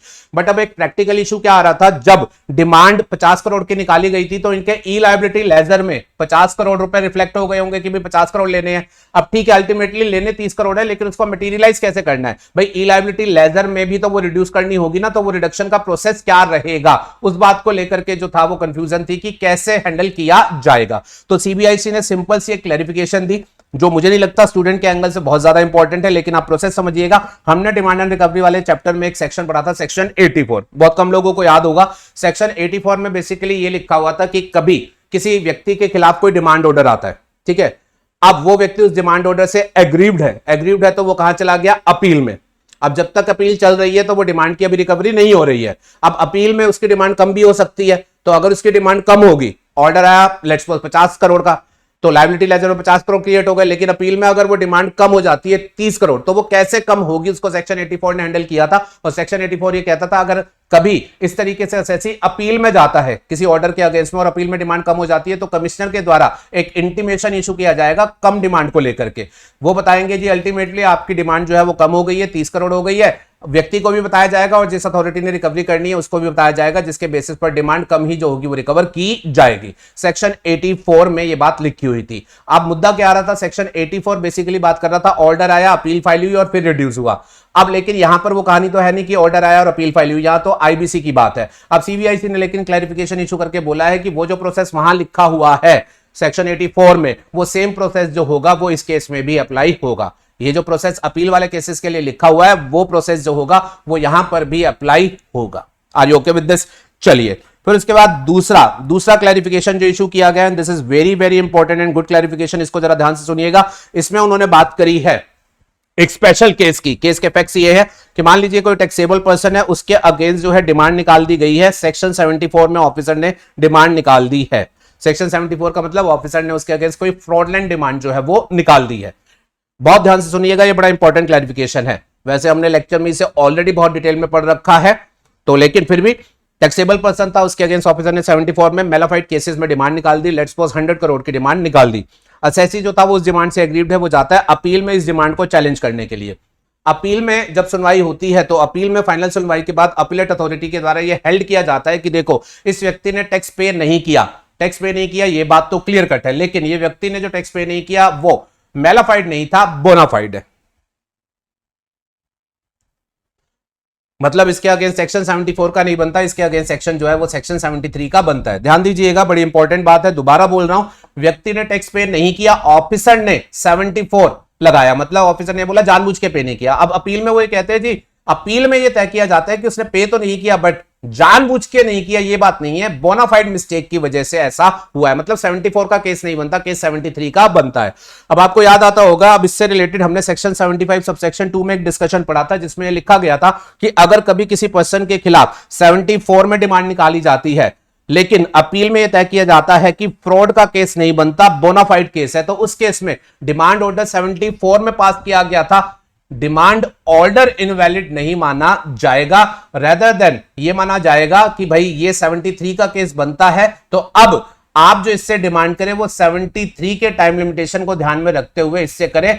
आपने अभी जब डिमांड निकाली थी तो 74 के हिसाब से निकाली थी, 74 के हिसाब से टाइम लिमिटेशन लगा के निकाली थी, लेकिन अपील में 74 प्रूव ही नहीं हुआ, बोनाफाइड प्रूव हुआ, तो उस केस को री एडजुडिकेट करें, ये मानते हुए चले जैसे वो नोटिस 74 का नहीं है, वो नोटिस जो है वो 73 का है, और फिर उस नोटिस से जितनी डिमांड बन सकती है उतनी डिमांड इसे निकाल करके दे दे। आई होपफुली आपको ये बात याद होगी, 75(2) में ये बात स्पेसिफिकली लिखी हुई थी। डिमांड फ्रॉड में निकली, अपील में फ्रॉड प्रूव नहीं हुआ, बोनाफाइड दिख रहा है, तो डिमांड गलत नहीं होगी, री एडजुडिकेशन ऑफ द डिमांड होगा, यह मानते हुए वो नोटिस फ्रॉड में नहीं बोनाफाइड में इशू किया गया होता तो क्या डिमांड बनती उतने का री एडजुडिकेशन होगा। ठीक है, 75(2) में यह बात लिखी हुई थी। अब यह बात लिखी हुई थी, कंसेप्चुअली बड़ी क्लियर थी, हमने डिटेल में डिस्कस भी किया था, एग्जांपल भी लिया था। अब सीबीआईसी से पूछा गया, अब 75(2) ये जो कह रहा है इस केस में री एडजुडिकेशन, रीडिटर्मिनेशन ऑफ द लायबिलिटी होगा, यह मानते हुए कि केस में जो नोटिस है वो मेलाफाइड का इशू नहीं है, वो 73 का इशू है, तो वो रीडिटर्मिनेशन का प्रोसीजर क्या रहेगा, वो रीडिटर्मिनेशन का प्रोसीजर क्या रहेगा, और उस रीडिटर्मिनेशन को करने के लिए जो ऑफिसर होगा उसको कितनी टाइम लिमिट जो होगी वो अवेलेबल रहेगी। ये दो क्वेश्चन जो थे वो पूछे गए थे। कौन कौन से दो क्वेश्चन? रीडिटर्मिनेशन का प्रोसीजर क्या रहेगा, ऑफिसर किस तरीके से रीडिटरमाइन करेगा, एंड दूसरा उस रीडिटर्मिनेशन के काम को मटेरियलाइज करने के लिए ऑफिसर को कितनी टाइम लिमिट जो होगी वो अवेलेबल रहेगी। और सीबीआईसी ने दोनों मुद्दों का यहां पर क्लैरिफिकेशन दिया। उन्होंने पहले मुद्दे की बात करी, उन्होंने बोला सो फार एज रीडिटर्मिनेशन का प्रोसीजर इज कंसर्न, बड़ा सिंपल सा रहेगा। आप देखिएगा कि ये पर्टिकुलर साल के लिए लेट्स सपोज इसे नोटिस इशूड था, जब मेलाफाइड में इशू किया गया था तो मेलाफाइड की टाइम लिमिट को देख करके इशू किया गया होगा। अब आप उसको भूल जाओ, आप ये देखो जिस भी साल के लिए नोटिस इशू किया गया है, अगर ये बोनाफाइड के लिए इशू किया गया था तो क्या टाइम लिमिट होती। अगर वो जो टाइम लिमिट है वो नोटिस इशू करने के टाइम में कवर हो रही है तो वो नोटिस इनवैलिड मानो, अदरवाइज उस टैक्स पीरियड की नोटिस की रिकवरी जो है वो बाहर कर दो। मेरी बात आप समझ गए कि ये पीरियड है, इस पीरियड के लिए नोटिस यहां इशू किया गया है, मेलाफाइड में इशू किया गया। आप ये चेक करो कि ये नोटिस अगर बोनाफाइड में इशू किया गया होता तो किस टाइम तक इशू किया जा सकता था। अब जिस टाइम तक इशू किया जा सकता था, अगर ये उतने टाइम के अंदर इशूड है तो इसके परस्पेंस में डिमांड निकाल दो, और अगर ये उसके बाद का इशूड है तो फिर वो डिमांड जो है वो सिंपली ड्रॉप कर दो। बड़ी सिंपल सी क्लैरिफिकेशन है, होपफुली आपको ये बात समझ आ गई होगी। अगर जो डिमांड निकाली गई थी वो 3-4 सालों के लिए निकाली गई थी, तो आप हर एक साल को बैठ करके सेपरेटली एनालाइज करो कि इस साल का बोनाफाइड में इशू किया गया होता तो यहां तक किया जा सकता था, एक्चुअल में जो इशू किया गया ये इसके अंदर है, नहीं, ड्रॉप। इस साल का बोनाफाइड में इशू किया जाता तो यहां तक इशू किया जा सकता था, एक्चुअल में जो इशू किया गया वो उस टाइम लिमिट के अंदर है, यस, तो इसकी डिमांड ओके, अकॉर्डिंगली आप रीडिटरमाइन कर लो। बड़ा सिंपल सी बात है। फिर उसके बाद दूसरी क्लैरिफिकेशन उन्होंने ये दी, ऑफिसर को इस रीडिटर्मिनेशन के लिए कितनी टाइम लिमिट मिलेगी। तो उन्होंने बोला जी रीडिटर्मिनेशन के लिए इनको जो टाइम लिमिट मिलेगी उसके लिए हमें कुछ कहने की जरूरत नहीं, उसके लिए तो सेक्शन 75 सबसेक्शन 3 में जो लिखा हुआ है उसको आप अप्लाई कर दो। 75(3) में ये लिखा हुआ था कि अगर किसी भी केस में ऑफिसर के पास वापस रीएडजुडिकेशन के लिए जाता है, किसी भी केस में अगर ऑफिसर के पास केस वापस रीएडजुडिकेशन के लिए जाता है तो फिर ऑफिसर को वो जो रीएडजुडिकेशन की डायरेक्शन मिलती है वहां से 2 साल की टाइम लिमिटेशन जो है वो एप्लीकेबल रहती है। तो कहने का मतलब इस केस में भी उसके बाद 2 साल जो होंगे वो रीडिटर्मिनेशन के लिए अवेलेबल रहेंगे। Are you okay with this? तो ये स्पेसिफिक केस ऑलरेडी आप देखेंगे हमारे स्टडी मटेरियल में प्रॉपर विद एग्जांपल डिस्कस्ड है, हमने बहुत टाइम लगाया था, ठीक है। ऑल्दो उस टाइम पर कई बच्चे कह भी रहे थे इतना डिटेल में क्यों, और वो इतना डिटेल में क्यों आज आपको समझ आ गया होगा, बिकॉज प्रैक्टिकली बड़ा रेलेवेंट था कि सीबीआईसी को हैंडल करना पड़ा। तो अब ये स्पेसिफिक क्वेश्चन आपके एग्जामिनेशन में जो है वो बिल्कुल पूछा जा सकता है। चलिए जी, इसके साथ हमारी डिमांड एंड रिकवरी से रिलेटेड अमेंडमेंट जो है वो कवर हो जाती है, ठीक है। नेक्स्ट चैप्टर जिससे रिलेटेड अमेंडमेंट है अपील एंड रिवीजन। बड़ी छोटी सी अमेंडमेंट हुई है, इसमें कोई टेक्निकल बात नहीं है। आपको अपील का पूरा चैनल याद होगा, आपकी पहली अपील होती है विद द अपीलेट अथॉरिटी, फिर उसके बाद अपीलेट ट्रिब्यूनल, फिर उसके बाद हाई कोर्ट, फिर उसके बाद सुप्रीम कोर्ट। जो अमेंडमेंट हुई है वो बेसिकली जो पहली अपील आप फाइल करते हैं विद द अपीलेट अथॉरिटी उसके लेवल पर हुई है। क्या जो पहली अपील फाइल करते हैं अपीलेट अथॉरिटी के पास उसके लेवल पर हुई है, इस बात को आप बांध लीजिएगा। बाकी सब जो पढ़ा था वो एज इट इज है, पहले लेवल पर जो है उस पर हुई है, और उसमें भी बड़ी छोटी सी अमेंडमेंट हुई है। अब पहले लेवल पर जब अपील फाइल होती है अपीलेट अथॉरिटी के पास, तो अगर टैक्स पेयर अपील फाइल करता है, आपको याद होगा उसे 3 महीने मिलते हैं, और अगर डिपार्टमेंट अपील फाइल करता है तो उसको कितने मिलते हैं, 6 महीने, ठीक है। वो पूरा प्रोसेस जो आपने पढ़ा था वो एज इट इज है। अमेंडमेंट जिस एरिया में हुई है वो बहुत ही माइनर एरिया है, जिसको मैं बताऊं मोस्ट ऑफ द टीचर पढ़ाते भी नहीं है, बट हमने पढ़ा रखा था थैंकफुली। यहां भी हम बच गए कि हम हर एक बात पर आके चलते हैं। सुनिएगा आप अमेंडमेंट है क्या। अब आपका जो फर्स्ट अपीलेट अथॉरिटी के पास अपील करने का जो प्रोविजन था वो कुछ इस तरीके से था। मान लीजिए ये आपकी है पहली अपीलेट अथॉरिटी, और मान लीजिए ये एक सप्लायर रजिस्टर्ड पर्सन जो है वो अपील फाइल कर रहा है। तो अपील कैसे फाइल होगी, ई अपील फाइल होगी, ये आपको पता है, ठीक है ना। अपील का स्पेसिफाइड फॉर्म था जो आपको ऑनलाइन अपील जो है वो फाइल करनी है। अब हमारे जो अपील के प्रोविजन थे उससे रिलेटेड एक रूल है, रूल 108, ठीक है, बिल्कुल आपको प्रॉपर चार्ट में मिलेगा। उसमें मैंने आपको ये बताया था रूल 108, वो ये बताता था कि अपील जब ये पर्सन फाइल करेगा, ऑनलाइन अपील जैसे ये फाइल करेगा उस टाइम पर इसने जब अपील फाइल कर दी, इसे एक provisional acknowledgement as to filing of appeal जो होगा वो इशू किया जाएगा। ध्यान से सुनिएगा, इसे provisional acknowledgement as to filing of appeal जो होगा वो इशू किया जाएगा। फिर उसके बाद उस रूल में फर्दर ये लिखा हुआ था, बाद में इस व्यक्ति को एक काम ये करना पड़ेगा, जिस ऑर्डर इन ओरिजिनल के अगेंस्ट ये अपील फाइल कर रहा है उसकी सर्टिफाइड कॉपी ये ऑफिसर से लाएगा और उसको जो होगा वो पोर्टल पर सबमिट करेगा। इनिशियल अपील तो आप सिंपल फाइल कर दो, प्रोविजनल एक्नॉलेजमेंट मिल जाएगा, बट आपको लेकिन बाद में यू हैव टू इंश्योर जिस ऑर्डर के अगेंस्ट आप अपील में जा रहे हैं, ऑर्डर इन ओरिजिनल OIO, उसकी सर्टिफाइड कॉपी ला करके जो होगी वो ऑनलाइन सबमिट करनी पड़ेगी। और आप जब इसकी ये सर्टिफाइड कॉपी जो होगी सबमिट करेंगे तो फिर आपकी अपील जो होगी वो फाइनली एक्नॉलेज जो होगी वो की जाएगी, आपको फाइनल एक्नॉलेजमेंट जो होगा वो इशू किया जाएगा। अच्छा, अब यहां पर जो बात मुद्दे की है एक बार बोलता हूं, आपने सबसे पहले स्टेप पर ई अपील फाइल करी, प्रोविजनल एक्नॉलेजमेंट इशू हुआ, उसके बाद आपको इस ऑर्डर की सर्टिफाइड कॉपी जो है वो सबमिट करनी है। इस सर्टिफाइड कॉपी को लेकर के उन्होंने ये बोला था कि 7 डेज के अंदर सबमिट कर देना। अपील फाइल कर दी, प्रोविजनली एक्नॉलेज हो गई, अब 7 डेज के अंदर आप अपनी ये कॉपी जो होगा वो सबमिट कर देना। ये 7 डेज बड़े इंपॉर्टेंट है, बिकॉज लॉ ये कहता था अगर आपने 7 डेज के अंदर ये ऑर्डर इन ओरिजिनल सबमिट कर दिया तो आपको फाइनल एक्नॉलेजमेंट इशू किया जाएगा, लेकिन आपकी अपील फाइलिंग की डेट, प्रोविजनल एक्नॉलेजमेंट की डेट जो होगी वो मानी जाएगी, ठीक है ना। आपका अपील का time limitation is very important, 3 months, ठीक है ना।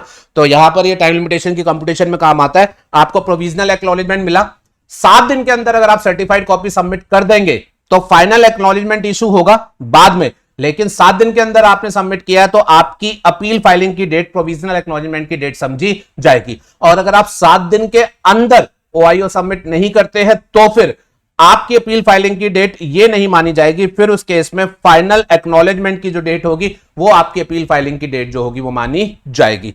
तो इस प्रोविजन की इंपॉर्टेंस क्या थी, सिग्निफिकेंस ये थी कि बेसिकली रजिस्टर्ड पर्सन को ये इंश्योर करना है कि वो सर्टिफाइड कॉपी 7 डेज के अंदर सबमिट कर देगा तो बैक डेटेड अपील की डेट मानी जाएगी, नहीं करेगा तो फिर फाइनल एक्नॉलेजमेंट की डेट मानी जाएगी। Are you okay with this? चलिए अब बेटा, अब ये जो प्रोविजन इन्होंने बना रखे थे इस बात को लेकर के काफी ज्यादा डिस्प्यूट हुए, डिस्प्यूट बहुत अच्छे थे, इस बात को लेकर के डिस्प्यूट हुए। रजिस्टर्ड पर्सन का ये कहना था, ध्यान से सुनिएगा, रजिस्टर्ड पर्सन का ये कहना था कि भाई साहब मान लीजिए मेरे खिलाफ कोई डिमांड ऑर्डर इशू हुआ सेक्शन 74 में, एज एन एग्जाम्पल बोल रहा हूं। अब वो ये कहता है कि सेक्शन 74 जीएसटी में लिखा हुआ है कि जब कभी ऑफिसर एडजुडिकेशन कंप्लीट करके डिमांड ऑर्डर इशू करेगा तो उस डिमांड ऑर्डर की साथ में वो एक समरी अपलोड जो होगा वो पोर्टल पर करेगा। अब ध्यान से सुनना, ये बात भी वो बोल रहा हूं जो बहुत सारे लोग क्लास में पढ़ाते भी नहीं है, जिसकी वजह से ये अमेंडमेंट वो समझ भी नहीं पाएंगे। ठीक है जी, तो उन्होंने बोला कि जीएसटी के लॉ में इस बात के प्रावधान है 74 में, लेट्स सपोज अगर डिमांड ऑर्डर पास हुआ तो वो आपको डिमांड ऑर्डर देगा, साथ में उस डिमांड ऑर्डर की समरी जो होगी वो पोर्टल पर अपलोड करेगा। अब लोगों का ये कहना था जब ऑफिसर ऑर्डर पास करके उसकी समरी पोर्टल पर अपलोड कर ही रहा है, पोर्टल पर वहां वो समरी पहुंच ही रही है ऑफिसर के एंड पर से, तो फिर हमें अपील में ये रूल क्यों कह रहा है कि हम सर्टिफाइड कॉपी ला करके जो है वो सबमिट करें?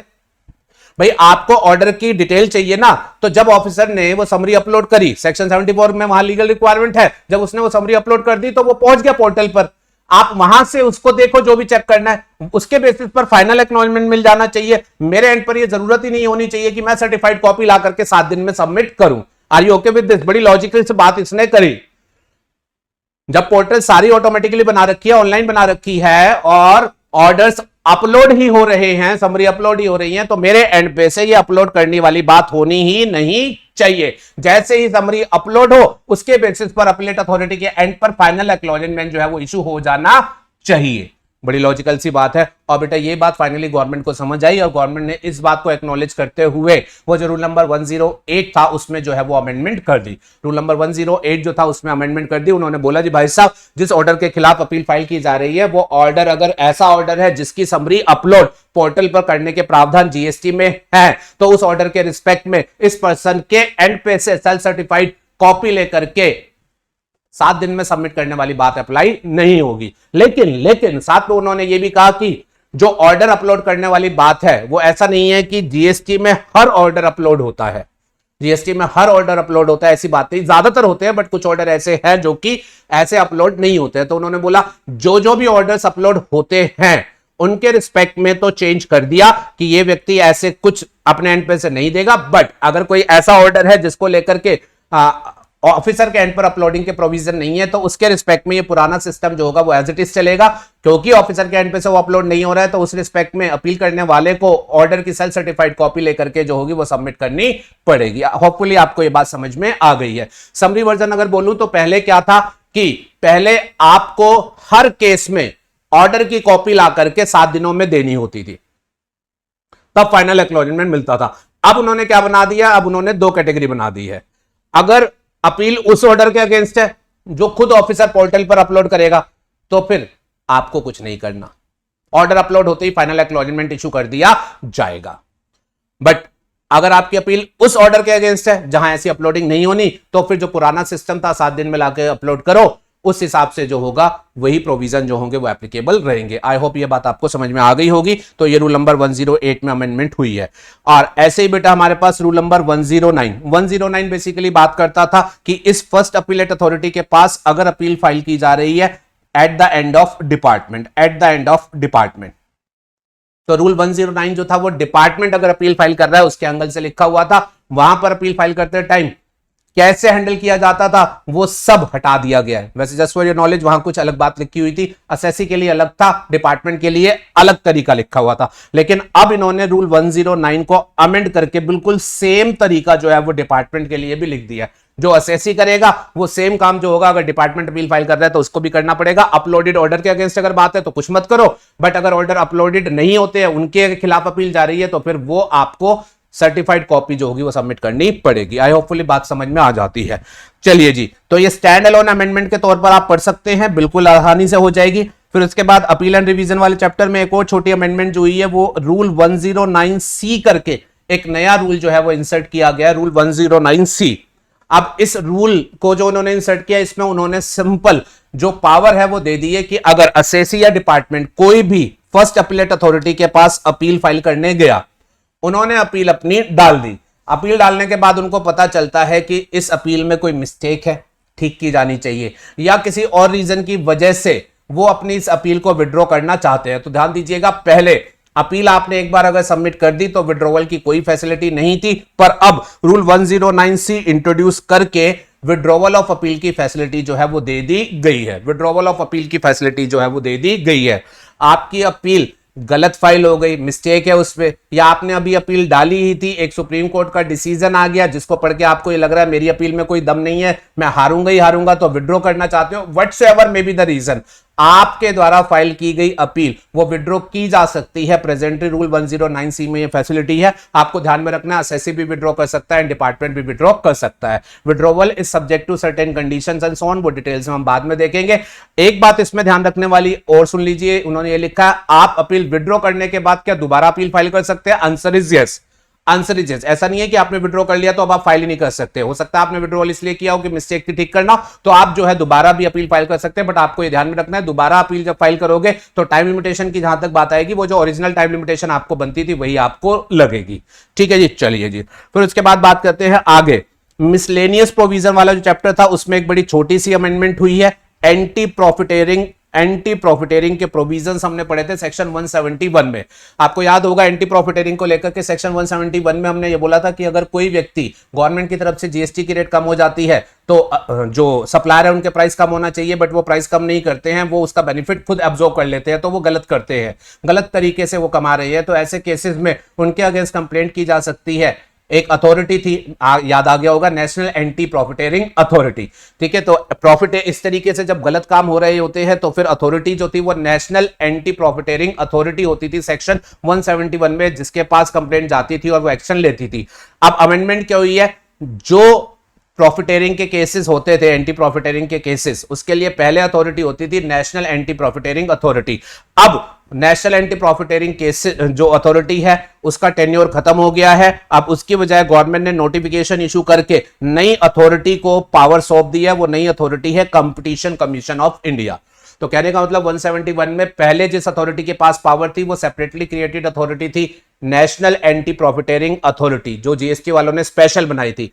अब उसको खत्म कर दिया गया है, उसकी वजह कंपटीशन कमीशन ऑफ इंडिया, जो कि ऑलरेडी एक एग्जिस्टिंग अथॉरिटी है, कंपटीशन के केसेस हैंडल करता है, उसी को सौंप दिया गया है कि एंटी प्रॉफिटेरिंग के केसेस आज के बाद जो होगा वो सीसीआई जो होगा वो हैंडल करेगा। बड़ी सिंपल सी अमेंडमेंट है। जहां जहां आपने नेशनल एंटी प्रॉफिटेरिंग अथॉरिटी पढ़ा था उसकी बजाय अब आपको क्या पढ़ना है, कंपटीशन कमीशन ऑफ इंडिया। बस दैट्स ऑल, इतनी छोटी सी अमेंडमेंट है। फिर उसके बाद बात करते हैं अगला चैप्टर, इनपुट टैक्स क्रेडिट। भाई साहब बड़ा इंपॉर्टेंट चैप्टर रहता है ये तो हमेशा। इसमें अमेंडमेंट हुई है इनपुट टैक्स क्रेडिट। अब क्या अमेंडमेंट हुई है, सिंपल अमेंडमेंट है। सेक्शन 16(2) आपको याद होगा, 16 में हमने बात करी थी रजिस्टर्ड पर्सन ही आईटीसी ले सकता है, एंड 16(2) बताता है उसको भी क्रेडिट लेने के लिए कुछ शर्तें पूरी करनी होगी। अब आपको याद करता हूं 16(2) में one of the conditions for taking the credit वो ये होती थी, अगर एज अ रजिस्टर्ड पर्सन आप अपनी इनवर्ट सप्लाई पर जो जीएसटी पेड है उसका आप क्रेडिट ले रहे हैं तो आपका वो क्रेडिट जो होगा वो आपको दिया जाएगा, बट एक एसोसिएटेड कंडीशन ये रहेगी, आपको हम क्रेडिट दे रहे हैं बट शर्त ये है आप जिस जीएसटी का क्रेडिट ले रहे हैं वो जीएसटी आपने जिस सप्लायर से माल खरीदा हो, जिस सप्लायर से सर्विस ली हो, उस सप्लायर ने वो जीएसटी गवर्नमेंट को पे कर दिया हो। आपका क्रेडिट जीएसटी परचेज आपकी इनवर्ट सप्लाई आपको हम दे रहे हैं, but this is subject to the condition वो जीएसटी कॉरेस्पॉन्डिंग सप्लायर जो है वो गवर्नमेंट को एक्चुअल में दे दे। ठीक है जी, अगर उस सप्लायर ने गवर्नमेंट को पैसा नहीं दिया तो फिर आपको जो क्रेडिट दिया गया है वो वैलिड नहीं रहेगा। आपको याद आएगी, ये बड़ा इंपॉर्टेंट प्रोविजन था। अच्छा, अब खरीदार को उन्होंने ये बोला था आप कोई भी इनवर्ट सप्लाई लेकर के आए, आप इनवॉइस बेस्ड अपना क्रेडिट ले लो, वी विल मेक श्योर कि सप्लायर हमें उसका पैसा दे दे। अगर सप्लायर ने हमें वो पैसा नहीं दिया तो फिर हमारे पास, सरकार ने अपने पास ये राइट रखा था कि हम आपको ये कह सकेंगे कि आपके पास जो क्रेडिट गया वो वैलिड नहीं है। और इसके लिए उन्होंने कॉरेस्पॉन्डिंगली एक सेक्शन 41 भी जो था वो बनाया हुआ था। सेक्शन 41 में लिखा हुआ था, खरीदने वाला इनवर्ट सप्लाई पर इनवॉइस बेस्ड अपने क्रेडिट ले लेगा और उसको वो अपने तरीके से यूज भी कर लेगा। बट खरीदने वाले को यह ध्यान में रखना है कि अल्टीमेटली अगर सप्लायर गवर्नमेंट को उस टैक्स की पेमेंट नहीं करता है तो गवर्नमेंट के पास यह अधिकार रहेगा कि रेसिपिएंट जिसने आईटीसी लिया है उससे उस आईटीसी को रिकवर किया जा सके, उससे उस आईटीसी को रिकवर किया जा सके अलोंग विद द इंटरेस्ट। फिर सेक्शन 41 में फर्दर ये लिखा हुआ था गवर्नमेंट रेसिपिएंट से जब ITC along with interest recover करेगी, अगर बाद में रिकवरी करने के बाद में सप्लायर गवर्नमेंट को पे कर देता है तो फिर रेसिपिएंट को हम वापस क्रेडिट जो होगा वो अवेलेबल करा देंगे। अब ये जो सेक्शन 41 में ये लिखा हुआ था, इसमें साथ में ये लिखा हुआ था ये जो गवर्नमेंट का रिकवरी का राइट होगा और रेसिपिएंट का बाद में रीअवेलमेंट का राइट होगा वो होगा सब्जेक्ट टू प्रेस्क्राइब मैनर। और सब्जेक्ट टू प्रेस्क्राइब मैनर का मतलब हो जाता है कि उसके लिए रूल्स जो होंगे वो डिटेल में बताएंगे कि गवर्नमेंट किस तरीके से रिकवरी का राइट लेगी और किस तरीके से रीअवेलमेंट जो होगा वो रेसिपिएंट के एंड पर अराइज होगा। अब ध्यान में रखिएगा पहले कोई मैनर प्रेस्क्राइब्ड नहीं थी, कोई मैनर प्रेस्क्राइब नहीं थी जिसकी वजह से रिकवरी या रीअवेलमेंट के कोई इश्यू अराइज हो ही नहीं रहे थे। बट अब मैनर प्रेस्क्राइब करते हुए एक नया रूल 37A करके जो है वो इंसर्ट कर दिया गया है। पहले कोई मैनर नहीं थी तो वो रिकवरी एंड रीअवेलमेंट के प्रोविजन सिर्फ थ्योरेटिकल प्रोविजन थे, मैंने क्लास में बोला भी था, अभी के लिए दिस इज थ्योरेटिकल। बट अब गवर्नमेंट ने कॉरेस्पॉन्डिंग रूल जो है वो इंट्रोड्यूस कर दिया है तो ये प्रैक्टिकल प्रोविजन अब हो गए हैं। अब रूल 37A में कहा क्या गया है, बहुत सिंपल है, बहुत सिंपल है। इसमें यह कहा गया है कि आपने एक सप्लायर से, मैं मान लीजिए मैं हूं अपना रजिस्टर्ड पर्सन रेसिपिएंट, मैं अपने एक सप्लायर से एक सप्लाई लेकर के आया इन अ पर्टिकुलर फाइनेंशियल ईयर, ठीक है जी, मैं इनवॉइस बेस लेकर के आया, मैंने उसके कॉरेस्पॉन्डिंग आईटीसी जो है वो अवेल कर लिए। अब वो कह रहे हैं जी आप आईटीसी अवेल करके आराम से बैठ जाओ, अभी हम आपको कोई तकलीफ नहीं देंगे। अब जो आपका सप्लायर है उसके एंड पे से हम चेक करेंगे कि उसने जो tax invoice based ITC pass on किया उसने वो अपना टैक्स गवर्नमेंट को पे किया या फिर नहीं किया। अगर उस इनवॉइस का टैक्स उसके एंड पे से गवर्नमेंट को नहीं पहुंचा, कब तक, जिस साल में ये सप्लाई हुई थी उस साल में, उस साल के बाद 30 सितंबर हो गया फिर भी नहीं पहुंचा, इंपॉर्टेंट 30 सितंबर, तो आपके बीच में एक ट्रांजैक्शन हुआ एक पर्टिकुलर फाइनेंशियल ईयर में, चाहे वो अप्रैल में हुआ हो, दिसंबर में हुआ हो या मार्च में हुआ हो, उस पूरे साल में कभी भी हुआ हो, अगर उस कॉरेस्पॉन्डिंग इनवॉइस का टैक्स उस सप्लायर के एंड से साल खत्म हो जाने के बाद सितंबर भी खत्म हो गया और गवर्नमेंट को वो पैसा नहीं पहुंचा, तो उन्होंने बोला सितंबर के बाद भाई साहब रेसिपिएंट हमने बहुत इंतजार कर लिया, अब रेसिपिएंट आपको जो होगा, आपने जो आईटीसी लिया था वो गवर्नमेंट को पे बैक करना पड़ेगा। अगर सामने वाला आदमी सितंबर तक भी पे नहीं करता है, साल खत्म हो जाने के बाद सितंबर तक भी पे नहीं करता है, तो रेसिपिएंट आपको ये जो आईटीसी आपने लिया था आपको ये पे बैक करना पड़ेगा और ये पे बैक आपको 30 नवंबर तक, ठीक है, उसके लिए क्या बोला, सितंबर साल खत्म हो जाने के बाद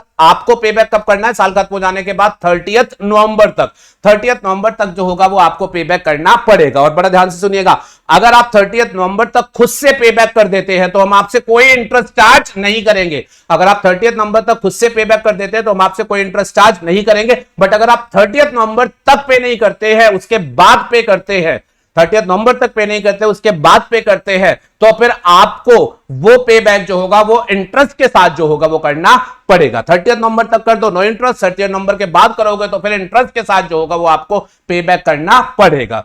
और अगर आपने नहीं किया तो हम डेफिनेटली हम आपसे वो रिकवर भी कर सकते हैं। फिर उसके बाद इसी रूल में उन्होंने ये लिखा, एक बार आपसे इस तरीके से पे बैक हो गया या हमने रिकवर कर लिया, बाद में सप्लायर जो है उसे पे कर देता है, तो फिर आपके पास रीअवेलमेंट का राइट रहेगा। और आप सभी लोग जानते हैं जब रीअवेलमेंट की बात आती है तो वहां पर आईटीसी अवेलमेंट की जो टाइम लिमिटेशन है वो कभी भी अप्लाई नहीं होती है। तो ये सारी बातें जो है बेसिकली रूल नंबर 37A में लिख दी गई है। होपफुली बड़ा सिंपल है, इसमें कोई स्पेशल एफर्ट्स की जरूरत नहीं है।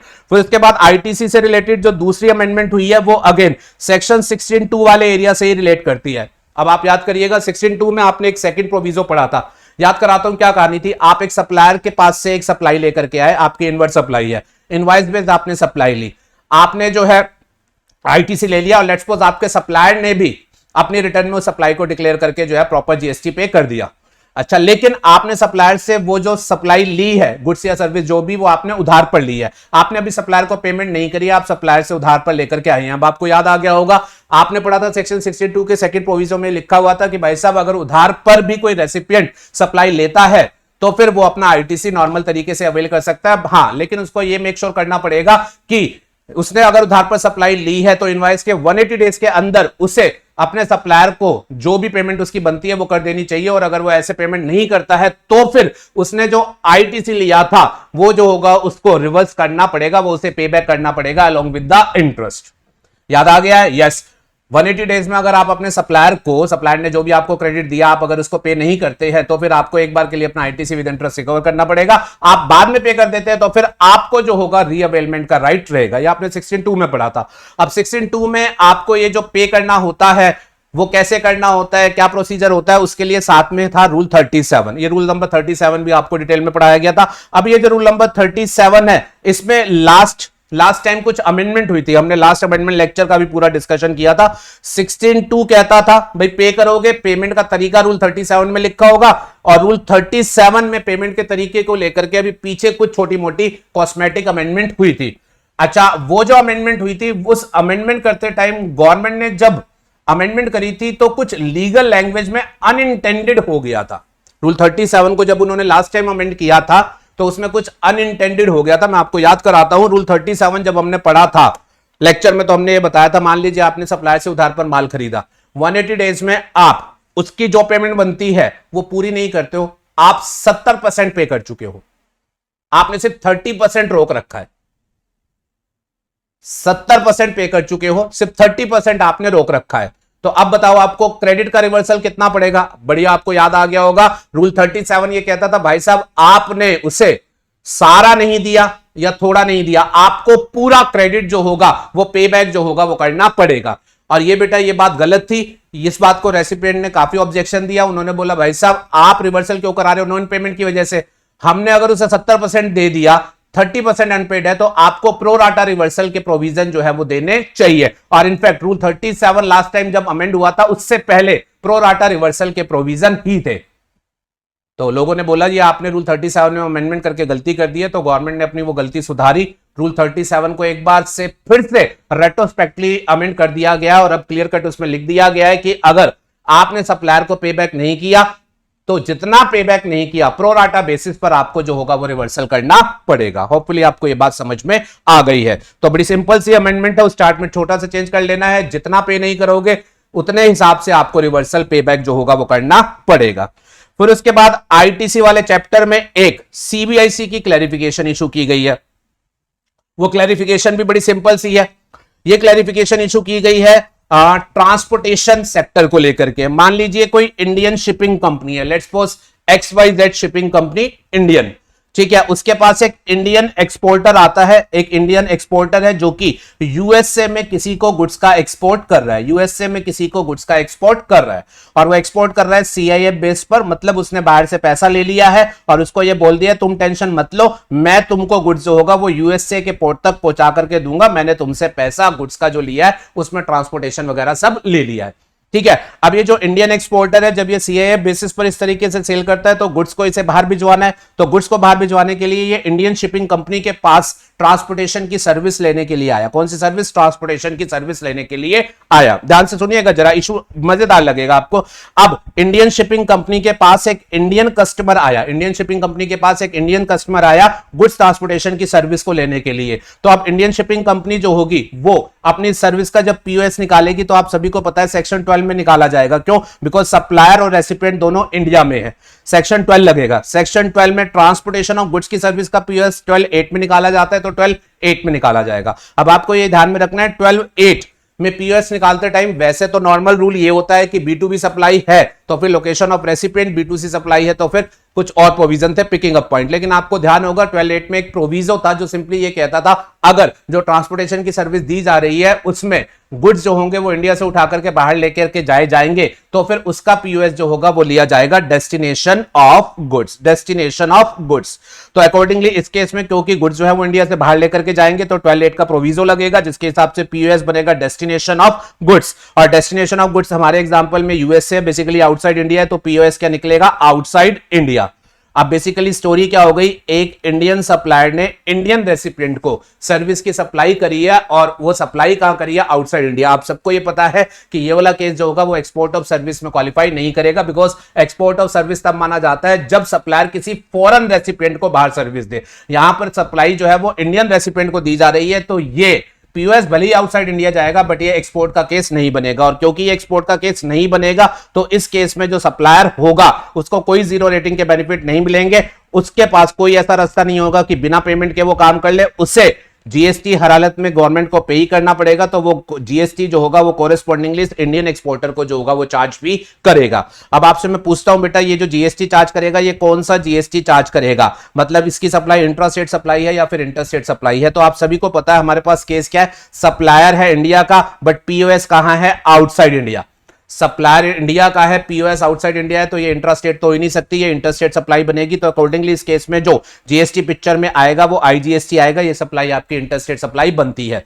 अब ये जो सप्लायर होगा ये अपने इनवॉइस में आईजीएसटी चार्ज करके जो होगा वो इंडियन एक्सपोर्टर को इनवॉइस देगा। और क्वेश्चन पूछा गया कि भाई साहब ये जो इंडियन एक्सपोर्टर होगा क्या वो इसका आईटीसी ले पाएगा? तो ऑब्वियस सी बात है, इंडियन एक्सपोर्टर के पास ये टैक्स पेड जो भी सप्लाई आएगी उसका ये आईटीसी ले पाएगा। और ना सिर्फ ये आईटीसी ले पाएगा, क्योंकि इसने एक्सपोर्ट ऑफ गुड्स का काम किया है, तो वो एक्सपोर्ट ऑफ गुड्स का काम इसने अंडर बॉन्ड और एलयूटी किया होगा, तो इस आईटीसी का कॉरेस्पॉन्डिंग रिफंड भी जो होगा ये जीएसटी के प्रोविजन के हिसाब से ले पाएगा। तो ये सिंपल सी क्लैरिफिकेशन उन्होंने जो है वो इशू करके दी है कि अगर Indian shipping company Indian exporter को सर्विस देगी तो ये एक इंटरस्टेट सप्लाई है, एक्सपोर्ट ऑफ सर्विस का केस नहीं है, आप जीएसटी चार्ज करेंगे और जो इंडियन एक्सपोर्टर होगा वो प्रॉपर्ली इसका आईटीसी एंड एसोसिएटेड रिफंड भी क्लेम कर पाएगा। ये अगर उन्होंने क्लैरिफिकेशन नहीं भी दी होती तो भी अगर हम अपना लॉ जो पड़ा हुआ है उसको अप्लाई करते तो सेम आंसर आता, तो इसमें कुछ नथिंग स्पेशल वाली बात है।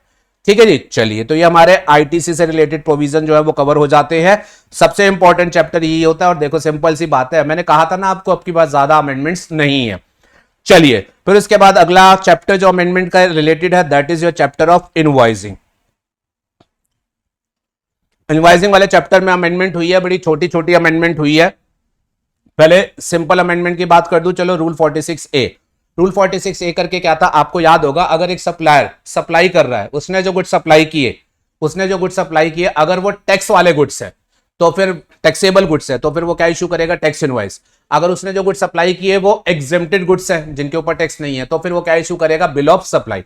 याद है आपको, आप रजिस्टर्ड पर्सन हो, टैक्सेबल सप्लाई करोगे तो टैक्स इनवॉइस रेज करोगे, ठीक है, और अगर आप एग्जेम्प्टेड गुड्स करोगे तो आप बिल ऑफ सप्लाई जो होगा वो रेज करोगे। अब आपको याद आता होगा रूल 46A करके हमने एक रूल पढ़ा था जिसमें हमने ये बोला था अगर एक पर्सन के पास एक बायर आया और एक बायर उससे टैक्स वाले गुड्स भी खरीद रहा है और एग्जेम्प्टेड गुड्स भी खरीद रहा है तो क्या वो उसे दो स्पॉटिंग डॉक्यूमेंट इशू करेगा अलग अलग या एक ही डॉक्यूमेंट इशू कर सकता है? तो लॉ ने क्या लिख रखा था, अगर जो सामने वाला खरीदने आया वो रजिस्टर्ड पर्सन है, मतलब B2B सप्लाई का केस है, तो आपको सेपरेट डॉक्यूमेंटेशन इशू करने पड़ेंगे। बट अगर वो अनरजिस्टर्ड पर्सन है, मतलब आप B2C कैटेगरी की सप्लाई कर रहे हैं, तो आप उसे एक ही डॉक्यूमेंट जो है वो इशू करके taxable as well as exempt goods दोनों दे सकते हैं। और उस डॉक्यूमेंट का क्या नाम था, invoice cum bill of supply. ये बात हमने रूल 46A में पढ़ी थी जिसमें लिखा था नॉटविथस्टैंडिंग एनीथिंग। इनवॉइस वाला रूल भी उन्होंने ओवररूल कर दिया था, बिल ऑफ सप्लाई वाला रूल भी ओवररूल कर दिया था और कहा था जी invoice cum bill of supply जो है वो आप इशू कर सकते हैं।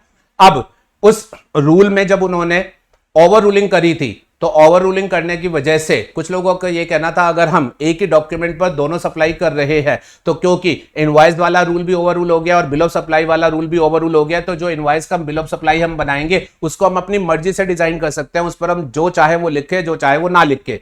तो लॉ ने बोला भाई ऐसी इंटेंशन नहीं है, आपको हमने सिंगल डॉक्यूमेंट बनाने की इजाजत दी है but so far as document पर डिटेल होनी चाहिए वो तो आपकी होनी चाहिए। टैक्सेबल गुड्स के रिस्पेक्ट में इनवॉइस की सारी डिटेल होनी चाहिए और एग्जेम्प्टेड गुड्स के रिस्पेक्ट में बिल ऑफ सप्लाई वाली डिटेल जो है वो सारी होनी चाहिए। डॉक्यूमेंट भले ही एक हो बट डिटेल्स दोनों वाली प्रॉपर होनी चाहिए। तो उन्होंने 46A में सिंपली एक प्रोविजन इंट्रोड्यूस कर दिया जिसमें उन्होंने सिंपली बोला है कि नॉटविथस्टैंडिंग हमने जरूर कहा है लेकिन आपको so far as particulars are concern तो पर्टिकुलर एसोसिएटेड जो होंगे वो कैप्चर करने पड़ेंगे।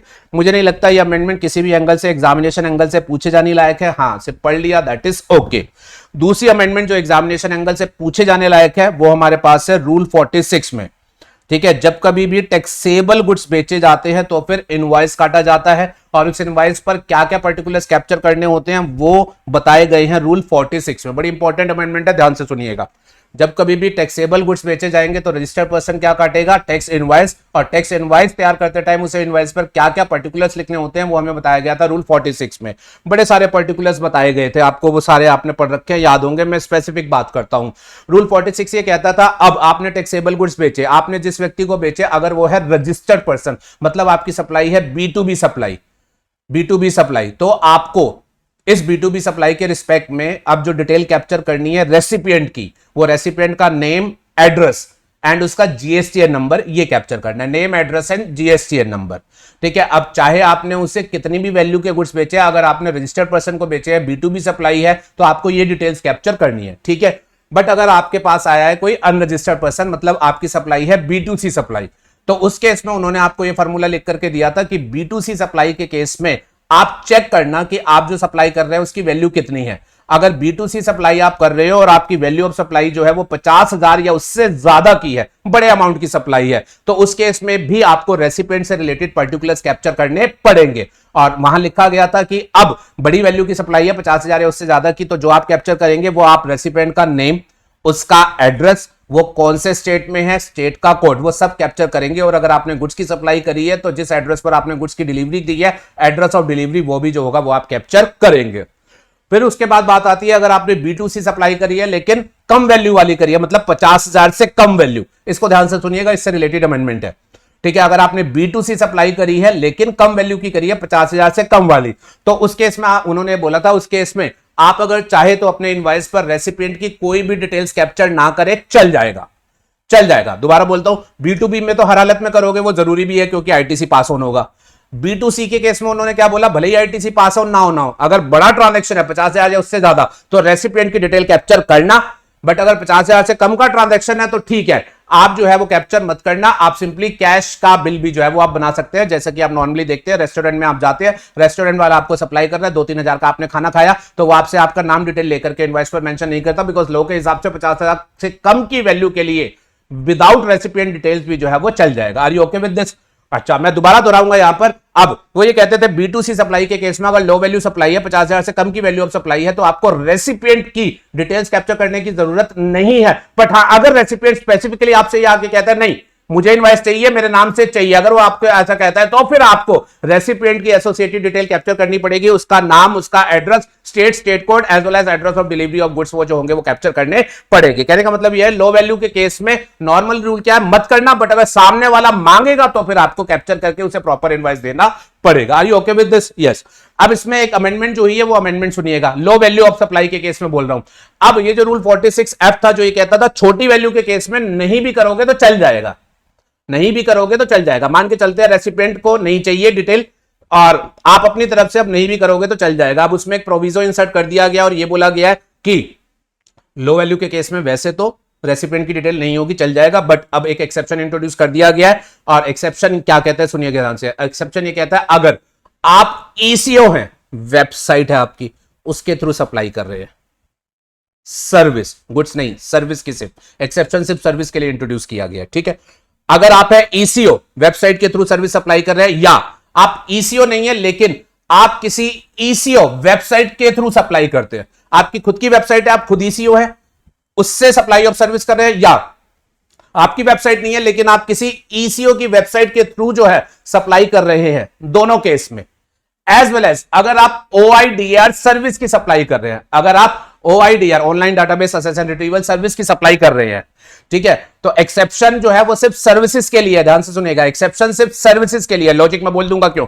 एक्सेप्शन सिर्फ सर्विसेज के लिए है कि क्या, अगर आप कोई भी सर्विस सप्लाई कर रहे हैं अपनी वेबसाइट खोल के या किसी दूसरे की वेबसाइट से, या आप OIDR सर्विस की सप्लाई कर रहे हैं, तो उस केस में आपकी वैल्यू ऑफ सप्लाई 50,000 से कम भी क्यों ना हो, आपको रेसिपिएंट की डिटेल्स कैप्चर करनी ही पड़ेगी। आपको रेसिपिएंट की डिटेल्स जो होगी वो कैप्चर करनी ही पड़ेगी। आपको उसका नाम, उसका address with pin code as well as state, ये डिटेल्स लेकर के आपको कैप्चर ही करनी पड़ेगी। ठीक है जी। तो पहले लो क्या था, लो वैल्यू ऑफ सप्लाई है, रेसिपिएंट की डिटेल्स नहीं भी कैप्चर करो चल जाएगा। बट अब सर्विसेज के केस में और इन स्पेसिफिक केस में नहीं चलेगा। लो वैल्यू सप्लाई होगी तो भी आपको डिटेल्स जो होगी वो कैप्चर करनी पड़ेगी, मैंडेटरी कर दिया गया है। और साथ में लिखा गया ये जो डिटेल आप कैप्चर करेंगे, ये डिटेल मानी जाएगी कि ये रेसिपिएंट का एड्रेस इन रिकॉर्ड है, ये address in record of the supplier है। अब आप कहोगे ये इंट्रोड्यूस क्यों किया गया, तो बेटा इसके लिंकेज जो है डिटेल में तो मैं आपके साथ जब अमेंडमेंट का एनालिसिस करूंगा वहां करूंगा, बाकी एक हल्का सा इशारा दे देता हूं। बेटा अब सुनिएगा, इसका बेसिक रीजन जहां से उठ करके आया वो ये है। आपको याद होगा कि जब प्लेस ऑफ सप्लाई निकालने की बात आती है, सेक्शन 12 को रिकलेक्ट करा रहा हूं, एक इंडियन सप्लायर इंडियन रेसिपिएंट को सप्लाई कर रहा है सर्विस की, सेक्शन 12 में, तो सेक्शन 12 में ये लिखा हुआ है, जनरली जब प्लेस ऑफ सप्लाई निकाली जाती है तो जो रेजिडरी रूल होता है वो आपको क्या कहता है, B2B सप्लाई होती है तो लोकेशन ऑफ रेसिपिएंट होता है, बट अगर B2C सप्लाई होती है तो POS क्या होता है, POS होता है एड्रेस इन रिकॉर्ड, रेसिपिएंट का एड्रेस इन रिकॉर्ड, अगर वो नहीं होता है तो फिर लोकेशन ऑफ सप्लाई। तो अब पहले क्या होता था, जब low value of supply of service की जाती थी, low value of supply of service की जाती थी और रेसिपिएंट की डिटेल कैप्चर नहीं की जाती थी, तो प्लेस ऑफ सप्लाई, तो place of supply B2C supply वाले केस में क्या बन जाता था, लोकेशन ऑफ सप्लाई। बट अब ये जो अमेंडमेंट हो गई है, इस अमेंडमेंट की वजह से जिन केसेस में लो वैल्यू ऑफ सप्लाई होने के बावजूद भी रेसिपिएंट की डिटेल कैप्चर की जाएगी, एड्रेस इन रिकॉर्ड आ जाएगा, उन सभी केसेस में प्लेस ऑफ सप्लाई भी जो है वो चेंज हो जाएगा। डिटेल एनालिसिस कराऊंगा जब डिटेल में अमेंडमेंट कराऊंगा। Are you okay with this? चलिए, फिर इसके बाद इनवॉइसिंग को लेकर के अगली अमेंडमेंट सिंपल सी है, इनवॉइस रजिस्ट्रेशन पोर्टल।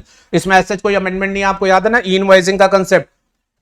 कुछ एंटिटीज है उनको क्या है, इनवॉइसिंग करनी है, कैसे करनी है, वो इनवॉइस बनाएंगे, बना करके वो इनवॉइस रजिस्ट्रेशन पोर्टल पर जो होगा उसको रिपोर्ट करेंगे, इनवॉइस रेफरेंस नंबर मिलेगा, फिर उस इनवॉइस पर जो होगा वो इशू किया जाएगा। तो ये जो इनवॉइस रजिस्ट्रेशन पोर्टल है ये एक अलग पोर्टल होती है, आपको पता है जीएसटी की बेसिक पोर्टल अलग है, ई-वे बिल की पोर्टल अलग है, और ये जो इनवॉइस रजिस्ट्रेशन पोर्टल है ये अलग है। अब पहले हमारे पास जो इनवॉइस रजिस्ट्रेशन पोर्टल थी वो सिर्फ एक ही थी, अब इनवॉइसिंग का स्कोप गवर्नमेंट ने बहुत ज्यादा बढ़ाया है, जिसकी वजह से बहुत सारे लोग इनवॉइसिंग कर रहे हैं, रजिस्ट्रेशन का वर्कलोड बढ़ गया है, तो इनवॉइस रजिस्ट्रेशन पोर्टल भी बढ़ा करके एक से अब टोटल जो है वो 6 कर दी गई है। तो ये basically just for your knowledge है, पहले एक ही पोर्टल होती थी, गवर्नमेंट रन पोर्टल होती थी, अब टोटल 6 कर दी गई है, इसमें से 2 गवर्नमेंट रन कर रही है और 4 जो है वो प्राइवेट एंटिटीज जो है वो रन कर रही है, जस्ट फॉर योर नॉलेज।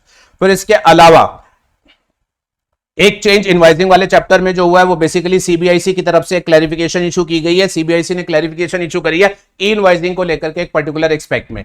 अब आपको याद होगा इनवॉइसिंग को लेकर के हमारे पास प्रोविजन क्या थे, अगर कोई भी रजिस्टर्ड पर्सन है जिसका एग्रीगेट टर्नओवर 2017-18 से लेकर के कोई भी पिछले साल में 10 करोड़ से ज्यादा रहा है तो उसके ऊपर इनवॉइसिंग एप्लीकेबल है। बट हाँ, इनवॉइसिंग के स्कोप से कुछ एंटिटीज को बाहर रखा गया था, जैसे कि हमारे पास बैंकिंग कंपनी थी। अब बैंकिंग कंपनी इनवॉइसिंग के स्कोप से बाहर है, आप सबको पता है। अब एक इशू जो था, एक क्वेश्चन जो था वो सीबीआई से पूछा गया कि जब बैंकिंग कंपनी को आपने इनवॉइसिंग के स्कोप से बाहर रखा है तो बेसिकली बैंकिंग कंपनी इनवॉइसिंग नहीं करेगी, लेकिन कब नहीं करेगी, जब बैंक बैंकिंग सर्विस दे रहा होगा तब, या अगर बैंक ने बैंकिंग सर्विस रही थी, बैंक ने मान लो कोई अपने पुराने गुड्स बेचे, कोई सेल ऑफ गुड्स का काम किया, तो क्या सेल ऑफ गुड्स वाला जो काम किया उसके रिस्पेक्ट में भी वो इनवॉइसिंग के प्रोविजन से बाहर रहेगा। देखो प्राइमा फेसी जब मैं बोलूंगा कि बैंकिंग कंपनी को इनवॉइसिंग नहीं करनी तो इंप्रेशन ये जाएगा कि बैंकिंग कंपनी बैंकिंग सर्विस दे रही है, इनवॉइसिंग नहीं करनी। लेकिन अब बैंक वाले ने अपने सेकेंड हैंड गुड्स बेचे तो फिर उनको मन में ये डाउट आया कि क्या मैं इनवॉइसिंग से अभी भी बाहर रहूंगा या मैं सिर्फ बैंकिंग सर्विस के लिए बाहर था, सेल ऑफ गुड्स के लिए मुझे इनवॉइस इशू करना पड़ेगा। तो सीबीआईसी ने सिंपल सी क्लैरिफिकेशन दी जी, हमने बोला बैंकिंग कंपनी बाहर है, बैंकिंग कंपनी बाहर है तो वो बाहर है, चाहे उसकी एक्टिविटी सेल ऑफ गुड्स की हो, सप्लाई ऑफ सर्विस की हो, किसी भी तरीके की हो, एंटिटी वाइज एक्सक्लूजन है। एंटिटी क्या काम कर रही है उसके हिसाब से एक्सक्लूजन नहीं है। बड़ी सिंपल सी क्लैरिफिकेशन है। चलिए जी बढ़ते हैं आगे। फिर इसके बाद हम बात करते हैं नेक्स्ट आपका अमेंडमेंट का जो चैप्टर है that is E way bill. E way bill, E way bill में बड़ी सिंपल सी अमेंडमेंट हुई है। ई वे बिल आपको पता है ई वे बिल कब काटना होता है, कब नहीं काटना होता। ई वे बिल कुछ केसेस में नहीं काटना होता। रूल 138(14) में बताए गए थे केसेस जहां ई वे बिल काटने की जरूरत नहीं होती है। आपकी कंसाइनमेंट वैल्यू कुछ भी हो, आपको ई वे बिल नहीं काटना अगर रूल 138(14) में बताए गए केसेस में आप कवर्ड होते हैं। उसमें से एक एग्जांपल आपको याद होगा, ज्वेलरी, ठीक है ना, कि ज्वेलर्स वगैरह आप ज्वेलरी बेच रहे हैं तो वो अपना बेचने से पहले डिटेल दे कि ये ज्वेलरी यहां जा रही है, वो जा रही है, रिस्की प्रोपोजिशन हो जाएगा, तो ज्वेलरी के रिस्पेक्ट में ई वे बिल के प्रोविजन एप्लीकेबल नहीं होते हैं। याद आता है आपको? यस। अब बेटा रूल 138 में जो ये लिखा हुआ था ज्वेलरी के रिस्पेक्ट में ई वे बिल नहीं काटना, इसमें एक चेंज कर दिया गया है। उन्होंने बोला जी ज्वेलरी के रिस्पेक्ट में ई वे बिल नहीं काटना, बट अगर आर्टिफिशियल ज्वेलरी होगी तो उसके लिए जो होगा वो ई वे बिल जो होगा वो काटना पड़ेगा। पहले यहां लिखा होता था ज्वेलरी, अब इसमें जो है आगे लिख दिया गया except artificial jewellery. Imitation jewellery बोलते हैं उसे टेक्निकल वर्ड्स में। तो उन्होंने बोला जी आर्टिफिशियल ज्वेलरी के रिस्पेक्ट में ई वे बिल काटना जो होगा वो मैंडेटरी रहेगा। पहले किसी भी ज्वेलरी के रिस्पेक्ट में नहीं था, अब आर्टिफिशियल ज्वेलरी के रिस्पेक्ट में ई वे बिल काटना मैंडेटरी हो गया है। सिंपल अमेंडमेंट है। नेक्स्ट हम बात करते हैं reverse charge. Reverse charge one of the important chapter, but इसमें बड़ी छोटी सी एंड सिंपल सी अमेंडमेंट हुई है। क्या अमेंडमेंट हुई है बताता हूं। रिवर्स चार्ज जब आपने पढ़ा था तो हमने 2 स्पेसिफिक एंट्री पढ़ी थी, entry number 5A and entry number 5। ये वो रिवर्स चार्ज की एंट्री थी जो कि गवर्नमेंट की सप्लाई ऑफ सर्विस से रिलेटेड रिवर्स चार्ज की बात करती थी। एंट्री नंबर 5A में हमने ये पढ़ा था कि अगर कोई central government, state government, union territory या लोकल अथॉरिटी वो सर्विस दे रहे हैं रेंटिंग ऑफ इमूवेबल प्रॉपर्टी की, और सर्विस जिसको दी जा रही है वो है रजिस्टर्ड पर्सन। तो इस केस में रिवर्स चार्ज एप्लीकेबल रहेगा, वो रजिस्टर्ड पर्सन जीएसटी पे करेगा। एंट्री नंबर 5 में हमने ये पढ़ा था, central government, state government, union territory या लोकल अथॉरिटी, उन्होंने अगर कोई अदर सर्विस दी, रेंटिंग नहीं, कोई अदर सर्विस दी और अदर में भी पीपीटी को छोड़ करके, पीपीटी का मतलब वो पोस्टल ऑफिस की सर्विस को छोड़ करके, पोर्ट एयरपोर्ट की सर्विस को छोड़ करके एंड ट्रांसपोर्ट ऑफ गुड्स और पैसेंजर की सर्विस को छोड़ करके, इन 3 कैटेगरी ऑफ सर्विस को छोड़ करके अगर गवर्नमेंट लोकल अथॉरिटी की तरफ से कोई अदर सर्विस दी गई, और किसको दी गई, बिजनेस एंटिटी को, भले ही वो रजिस्टर्ड हो अनरजिस्टर्ड हो, रिवर्स चार्ज जो होगा वो एप्लीकेबल रहेगा। तो ये 2 एंट्रीज थी, दोबारा बोल देता हूं। 5A में government renting of immovable property की सर्विस दे रही है रजिस्टर्ड पर्सन को, एंड 5 में अदर सर्विस पीपीटी को लेकिन छोड़ करके सर्विस दी जा रही है बिजनेस एंटिटी को, भले ही वो रजिस्टर्ड हो या फिर अनरजिस्टर्ड हो, तो फिर रिवर्स चार्ज जो होगा वो एप्लीकेबल रहेगा। ठीक है जी। अब बहुत कम लोग जानते होंगे क्योंकि इसका डिस्कशन भी बहुत सारे टीचर नहीं करते हैं, तो थोड़ा ध्यान देना। अब ये जो रिवर्स चार्ज की एंट्री थी, इसमें एसोसिएटेड एक एक्सप्लेनेशन थी, स्टडी मटेरियल में हमने दी थी, उसमें ये लिखा हुआ था कि ये जो रिवर्स चार्ज की एंट्री है ये बात कर रही है अबाउट गवर्नमेंट लोकल अथॉरिटी। अब हम बात लेकिन करते हैं पार्लियामेंट की या कोई स्टेट लेजिस्लेचर की। अच्छा, आप सारे लोग जानते हैं पार्लियामेंट भारत की संसद, ये एक अलग है, और सरकार की जब हम बात करते हैं तो ये अलग है। Parliament is an independent body, legislative body है। ठीक है जी। जो ये सेंट्रल गवर्नमेंट वगैरह है ये एग्जीक्यूटिव बॉडी है, पार्लियामेंट लॉ मेकिंग बॉडी है, लेजिस्लेटिव बॉडी है, और स्टेट लेवल पर लेजिस्लेटिव बॉडी क्या है, स्टेट लेजिस्लेचर। अब आरसीएम की एंट्री किसके लिए बनाई गई थी, सेंट्रल गवर्नमेंट एग्जीक्यूटिव बॉडी के लिए, लेकिन एक्सप्लेनेशन थी, उस एक्सप्लेनेशन में ये लिखा हुआ था एंट्री भले ही गवर्नमेंट के लिए बनाई गई हो, लेकिन एक्सप्लेनेशन ये कहती थी पार्लियामेंट और स्टेट लेजिस्लेचर के एंड पर अगर इस तरीके का इशू आएगा तो आरसीएम की एंट्री इनके ऊपर भी एप्लीकेबल रहेगी। कहने का मतलब उन्होंने आरसीएम की एंट्री में भले ही गवर्नमेंट लिखा हो, बट वो आरसीएम उन्होंने एक्सटेंड कर रखा था, अगर वही एक्टिविटीज जो होंगी वो पार्लियामेंट या स्टेट लेजिस्लेचर के द्वारा की जाएगी। कहने का मतलब अगर पार्लियामेंट में किसी को रेंटिंग ऑफ इमूवेबल प्रॉपर्टी का काम दिया गया, ठीक है ना, पार्लियामेंट ने मान लीजिए अपना एक कमरा किसी को रेंट पर दे दिया और रजिस्टर्ड पर्सन को दे दिया, तो वो जो ऊपर वाली आरसीएम की एंट्री है वो पार्लियामेंट के ऊपर भी अप्लाई होगी, और जिस रजिस्टर्ड पर्सन को रेंट पर दिया गया है आरसीएम की वजह से वो जीएसटी जो होगा वो पे करेगा। This was the explanation. Are you okay with this? अब इस एक्सप्लेनेशन में अमेंडमेंट की गई है, और अमेंडमेंट करके यहां पर लिख दिया गया है कि ऊपर वाली जो आरसीएम की एंट्री है जो हमने पार्लियामेंट और स्टेट लेजिस्लेचर के ऊपर अप्लाई कराई थी, वो अब कोर्ट एंड ट्रिब्यूनल्स के ऊपर भी एप्लीकेबल होगी।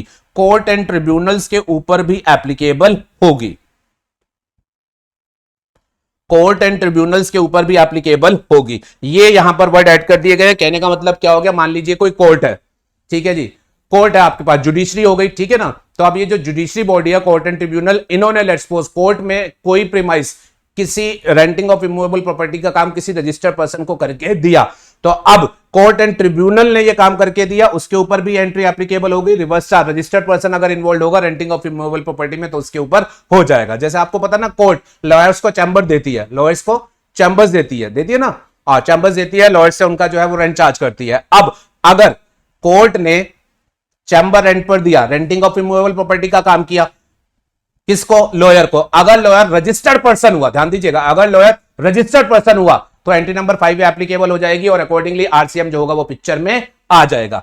अच्छा, बहुत बार कोर्ट या ट्रिब्यूनल जो है वो अपनी प्रीमाइस में जो है किसी टेलीकॉम कंपनी को टावर लगाने को दे देते हैं, तो अब उन्होंने टेलीकॉम कंपनी को टावर लगाने के लिए वो स्पेस दिया, रेंटिंग ऑफ इमूवेबल प्रॉपर्टी का काम किया, टेलीकॉम कंपनी जनरली रजिस्टर्ड होगी, तो अकॉर्डिंगली रिवर्स चार्ज जो होगा वो एप्लीकेबल हो जाएगा। I hope this point is clear. बस ये छोटी सी अमेंडमेंट हुई है और कोई अमेंडमेंट नहीं है, तो रिवर्स चार्ज के चैप्टर को लेकर के भी कोई टेंशन की जरूरत नहीं है। फिर उसके बाद लास्ट आपका अमेंडमेंट का जो चैप्टर है that is exemption to services.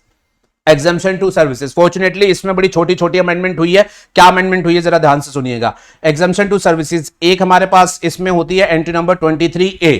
23A वो अपने को ये कहती है कि अगर कोई सप्लायर सर्विस दे रहा है, सर्विस क्या, access to road and bridge, और जिसको वो सर्विस दे रहा है बदले में उससे एन्युटी लमसम पेमेंट जो है वो रिसीव कर रहा है, तो फिर उन्होंने ये बोला था कि अगर असेस टू रोड और ये ब्रिज की सर्विस दी जाती है और बदले में एक लमसम पेमेंट एन्युटी बेस ली जाती है तो फिर ये एग्जेम्प्ट होगी। यहां मैं आपको याद दिलाना चाहूंगा, हमने एक तो पढ़ी थी एंट्री नंबर 23 जिसमें यह था access to road and bridge दिया जा रहा है और बदले में टोल चार्जेस लिए जा रहे हैं, ठीक है जी, जो नॉर्मल हम लोग यूज करते हैं, वो एग्जेम्प्ट थी। और इसके अलावा उन्होंने दूसरा ये बनाया था 23A की रोड और ब्रिज की असेस दी जा रही है और एक एन्युटी लमसम पेमेंट जो है वो एन्युटी सिस्टम में ली जा रही है, तो वो भी एग्जेम्प्ट है। अब ये जो एन्युटी बेस्ड एग्जेम्पशन थी इसको जो है वो विड्रॉ कर लिया गया है, इसको गवर्नमेंट के द्वारा विड्रॉ कर लिया गया है। टोल चार्जेस बेस्ड एग्जाम्शन अभी भी है एंट्री नंबर 23 की, लेकिन ये एन्युटी बेस्ड एग्जाम्शन जो है वो विड्रॉ कर ली गई है। Sir any logic for that? Logic तो है बट वो लंबा है, डिटेल में जब डिस्कशन करेंगे वहां आपको बताऊंगा, अभी नहीं, अभी सिंपली जो है ये एग्जाम्शन विड्रॉ कर ली गई है। फिर इसके बाद अगली amendment entry number 12। Entry number 12 करके हमने एक बहुत इंपॉर्टेंट एंट्री है ये आपकी, इसमें हमने पढ़ा था renting of residential dwelling for residence. अगर कोई आदमी सर्विस दे रहा है, कौन सी रेंटिंग, क्या रेंट पर दे रहा है? रेजिडेंशियल ड्वेलिंग, घर, किस पर्पस के लिए? रहने के लिए, तो फिर ये एग्जेम्प्ट है। लेकिन आपको याद होगा ये एग्जाम्पशन तब नहीं मिलेगी अगर आपने घर रहने के लिए दिया, लेकिन जिसको दिया वो रजिस्टर्ड पर्सन है, बेसिकली B2B सप्लाई है। तो कोई कंपनी है उसने आपसे घर लिया अपने डायरेक्टर्स वगैरह एम्प्लॉइज के रहने के लिए, तो तब ये एग्जाम्पशन जो होगी वो अप्लाई नहीं होगी। ठीक है, अब ये रजिस्टर्ड पर्सन को अगर ये सर्विस दी जा रही है तो फिर एग्जाम्पशन अप्लाई नहीं होगी। एक डाउट अराइज हुआ कि अगर एक सोल प्रोपराइटर है, एक सोल प्रोपराइटर है, जीएसटी में वो रजिस्टर्ड पर्सन है, उसने घर लिया, लेकिन उसने इसलिए नहीं लिया कि बिजनेस पर्पस के लिए ले रहा है, अपने एम्प्लॉय उसके जो होंगे वो उसमें रहेंगे, रेदर देन उसने नॉन बिजनेस पर्पस के लिए लिया, अपनी फैमिली के रहने के लिए, तो क्या ये वाली रेंटिंग जो होगी एग्जेम्प्ट नहीं होगी या फिर ये एग्जेम्प्ट होगी? तो ऑब्वियस सी बात है भाई, ये बिजनेस पर्पस के लिए नहीं ली गई, फैमिली के रहने के लिए ली गई है, तो ये basically in capacity of registered person ली नहीं गई, तो ये एग्जेम्प्ट होना चाहिए, ऑब्वियस सी बात है। बट इस बात को लेकर के लोगों में डाउट आ रहा था, नहीं लिया तो रजिस्टर्ड पर्सन ने, तो एग्जाम्पशन नहीं मिलेगी। तो गवर्नमेंट ने फाइनली जो होगा इन डाउट को एंड कर दिया है। इस एंट्री में एक एक्सप्लेनेशन उन्होंने ऐड कर दिया है जिसमें उन्होंने क्लियर कट लिख दिया है कि अगर घर कोई सोल प्रोपराइटर रजिस्टर्ड पर्सन ले रहा है, लेकिन वो अपने बिजनेस पर्पस के लिए नहीं ले रहा, वो अपने यूज के लिए ले रहा है, देन इन दैट सिचुएशन ये रेंटिंग बेसिकली रजिस्टर्ड पर्सन की रेंटिंग नहीं है, ये जो होगी वो एग्जेम्प्ट रहेगी। Are you okay with this? बाकी ऐसा डिस्कशन मैंने आपके साथ अदरवाइज भी किया था क्लास में, मेरा यही व्यू था, ये अब लॉ ने लिख करके ही एक्सप्लेनेशन में बोल दिया है। अगली एग्जाम्पशन की अगर बात करूं तो एक एंट्री हमने पढ़ी थी एंट्री नंबर 66, जिसमें एजुकेशन सर्विस को लेकर के एग्जाम्पशन थी।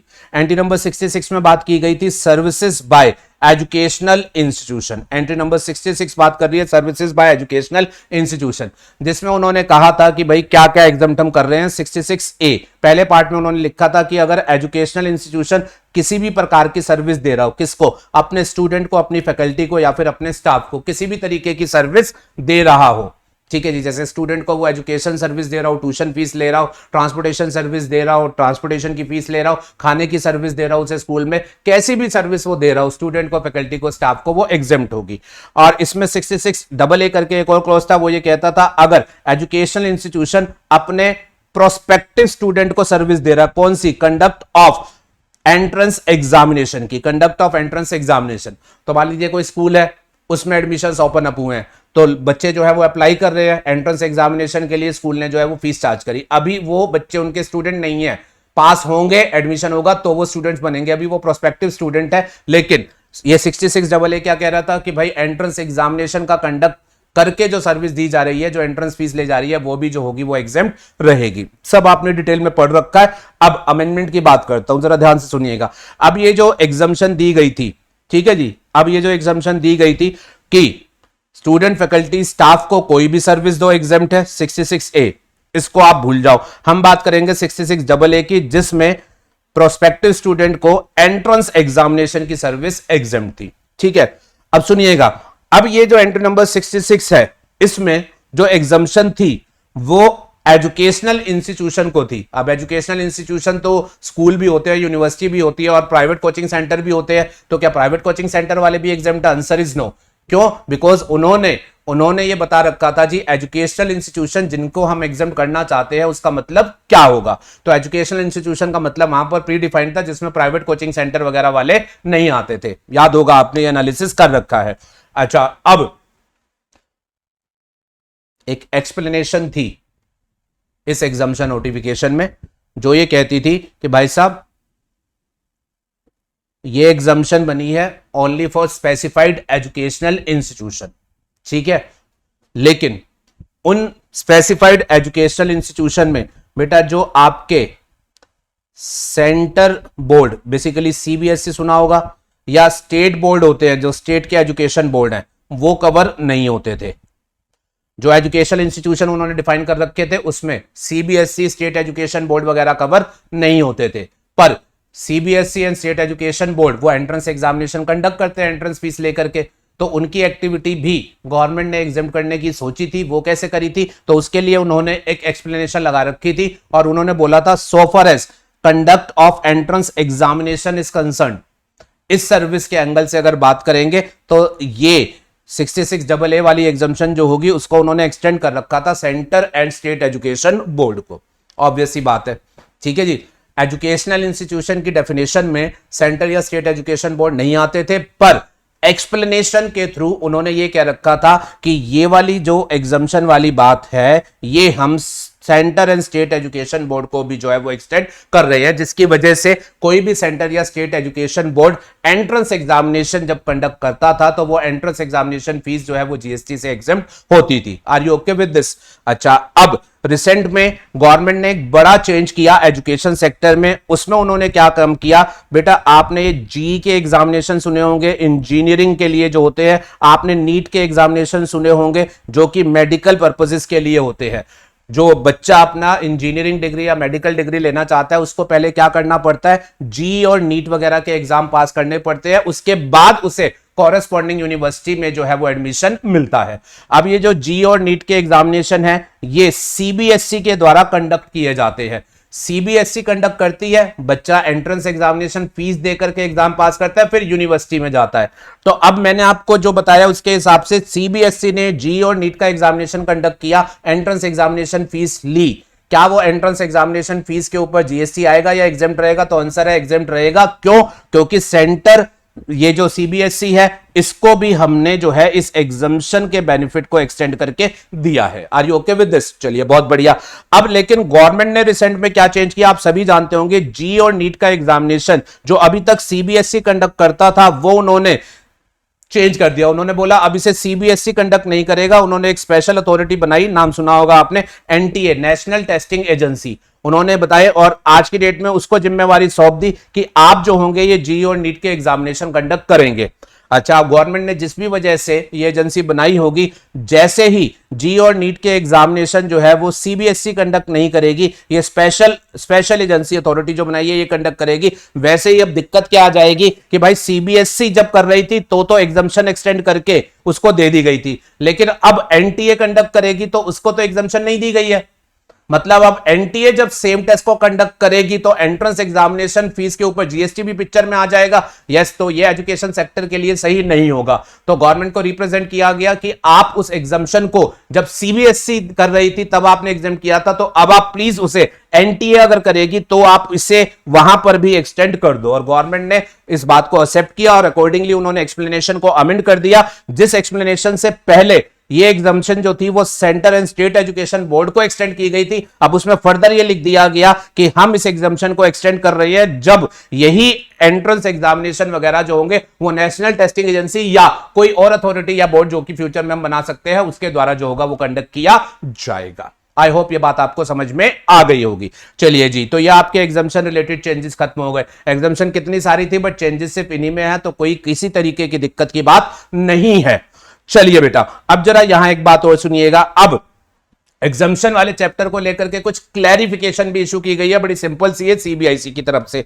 पहली क्लैरिफिकेशन जो थी वो सीबीआईसी से ये पूछी गई कि एयरफोर्स, हमारी जो इंडियन एयरफोर्स है वो अपना एक मेस कैंटीन रन करती है, ठीक है, जिसमें आर्मी पर्सनल जो होते हैं उनको खाना जो है वो दिया जाता है और चार्जेबल बेसिस पर जो है वो दिया जाता है। तो एयरफोर्स की कैंटीन है जिसमें आर्मी पर्सनल्स को जो है वो फूड की सप्लाई की जा रही है, ठीक है। तो अब ध्यान में रखिएगा, इसके ऊपर क्वेश्चन पूछा गया कि इसके ऊपर जीएसटी एप्लीकेबल होगा या फिर नहीं होगा। तो उन्होंने बोला जी एयरफोर्स जो है वो एम्प्लॉयर है, आर्मी पर्सनल उसके एम्प्लॉई है। जो एक्सक्लूडेड सप्लाई है वो कौन सी सप्लाई होती है? जो एम्प्लॉई एम्प्लॉयर को देता है। एम्प्लॉयर अगर एम्प्लॉई को कोई सर्विस दे रहा है तो वो सप्लाई के स्कोप में आती है, आपको पता है। तो यहां पर एयरफोर्स मेस के द्वारा अपने एम्प्लॉय को सर्विस दी जा रही है, चार्जेबल बेसिस पर दी जा रही है, तो ये डेफिनेटली सप्लाई के स्कोप में आएगी। अब बात ये आती है सप्लाई के स्कोप में आएगी तो जीएसटी आएगा, लेकिन सीबीआईसी ने क्या बोला, एयरफोर्स मेस की अगर बात करें तो ये और कुछ नहीं है, बेसिकली एयरफोर्स सेंट्रल गवर्नमेंट है, ठीक है।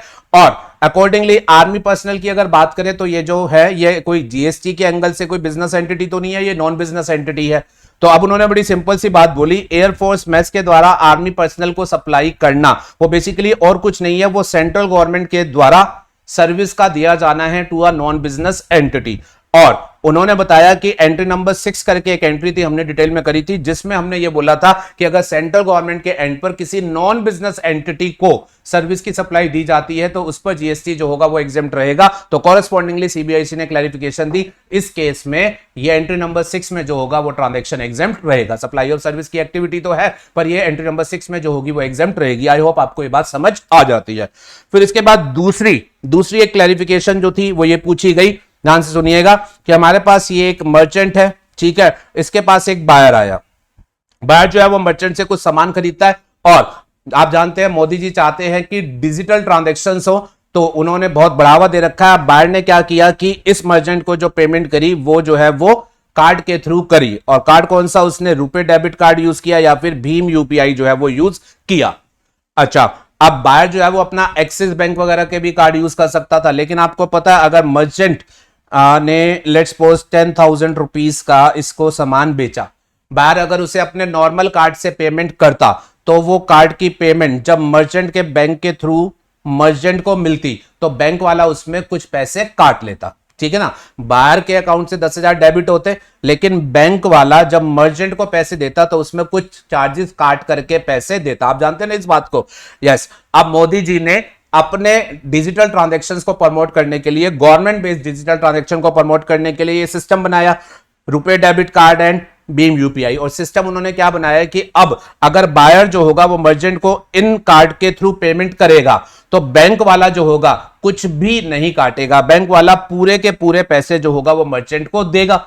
यस और नो, इससे जो होगा वो बढ़ावा मिलेगा कि रुपए और भीम यूपीआई कार्ड वगैरह जो है वो ज्यादा लोग जो है वो यूज करें, बिकॉज इसमें मर्चेंट को पूरा पैसा मिलेगा। अब बात ये आई, बैंक वाले ये कहते हैं जी हमने पूरा सिस्टम जो यूज किया, हमने ट्रांजैक्शन को सेटल करके दिया, हमें तो कुछ मिला ही नहीं। तो मोदी जी ने, सरकार ने क्या बोल रखा है, सुनो तुम ट्रांजैक्शन करने वालों से कुछ नहीं चार्ज करोगे, पर तुम्हारे खर्चे हम इस बात को समझते हैं तो तुम्हें हमारी ministry of electronics and information technology की तरफ से जो होगा इंसेंटिव जो होगा वो दिया जाएगा।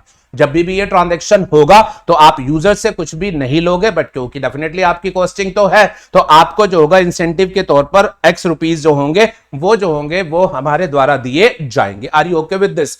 चलिए, अब कंफ्यूजन क्या है सुनिएगा। अब इस सिस्टम में बैंक वाले ने जब पेमेंट सेटलमेंट की सर्विस दी तो उन्होंने यूजर से तो कुछ भी चार्ज नहीं किया, लेकिन उन्हें बैकएंड से ये पैसे मिले।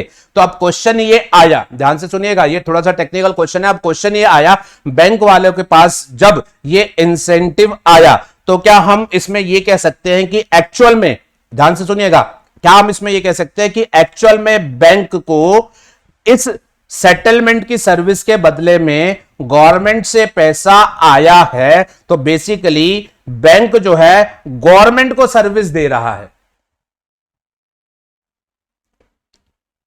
गवर्नमेंट को सर्विस दे रहा है। ध्यान से सुनिएगा, थोड़ा सा टेक्निकल पॉइंट आएगा। भाई नॉर्मली रेसिपिएंट कौन होता है? जिससे पैसा मिलता है, यस और नो? तो रेसिपिएंट कौन होता है? जिससे पैसा मिलता है। तो अगर उस बात के ऊपर एम्फेसिस किया जाए तो एक बार के लिए सोचने को ऐसा हो सकता है कि इस केस में बैंक वाले ने इनसे तो कोई पैसा लिया ही नहीं, तो बैंक वाला बेसिकली इनको नहीं सर्विस दे रहा, बैंक वाला गवर्नमेंट को सर्विस दे रहा है, और गवर्नमेंट कह रही है कि भाई ये ले, ये मुझसे पैसे ले ले और मेरे कहने पर इन लोगों को सर्विस दे दे। अगर इस ट्रांजैक्शन को ऐसे देखा गया तो ये सर्विस बनेगी बैंक के द्वारा गवर्नमेंट को दी गई सर्विस, और ये इंसेंटिव बनेगा बैंक को इस सर्विस के बदले में मिला हुआ कंसिडरेशन।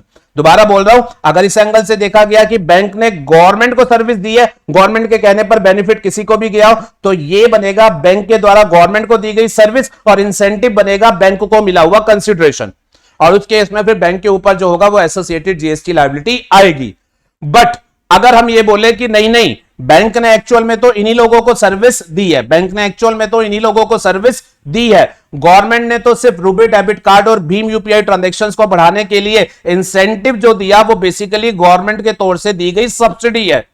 अगर इसको इस एंगल से देखा गया कि नहीं, बैंक के सर्विस रेसिपिएंट तो वही है, बैंक ने उन्हें फ्री में सर्विस दी है, और बैकएंड से गवर्नमेंट को जो इंसेंटिव मिला है वो बेसिकली सब्सिडी के तौर पर मिला है, तो उस केस में आप सभी जानते हैं कि सब्सिडी बैंक को अगर मिलती है गवर्नमेंट से तो वो कभी भी वैल्यूएशन का हिस्सा नहीं बनती है। बैंक ने सामने वाले से फ्री में सर्विस, बैंक ने सामने वालों को फ्री में सर्विस दी, पीछे से जो सब्सिडी आई वो कभी कंसिडरेशन में काउंट नहीं होगी और अकॉर्डिंगली फिर उस केस में बैंक की कोई जीएसटी लायबिलिटी नहीं बनेगी।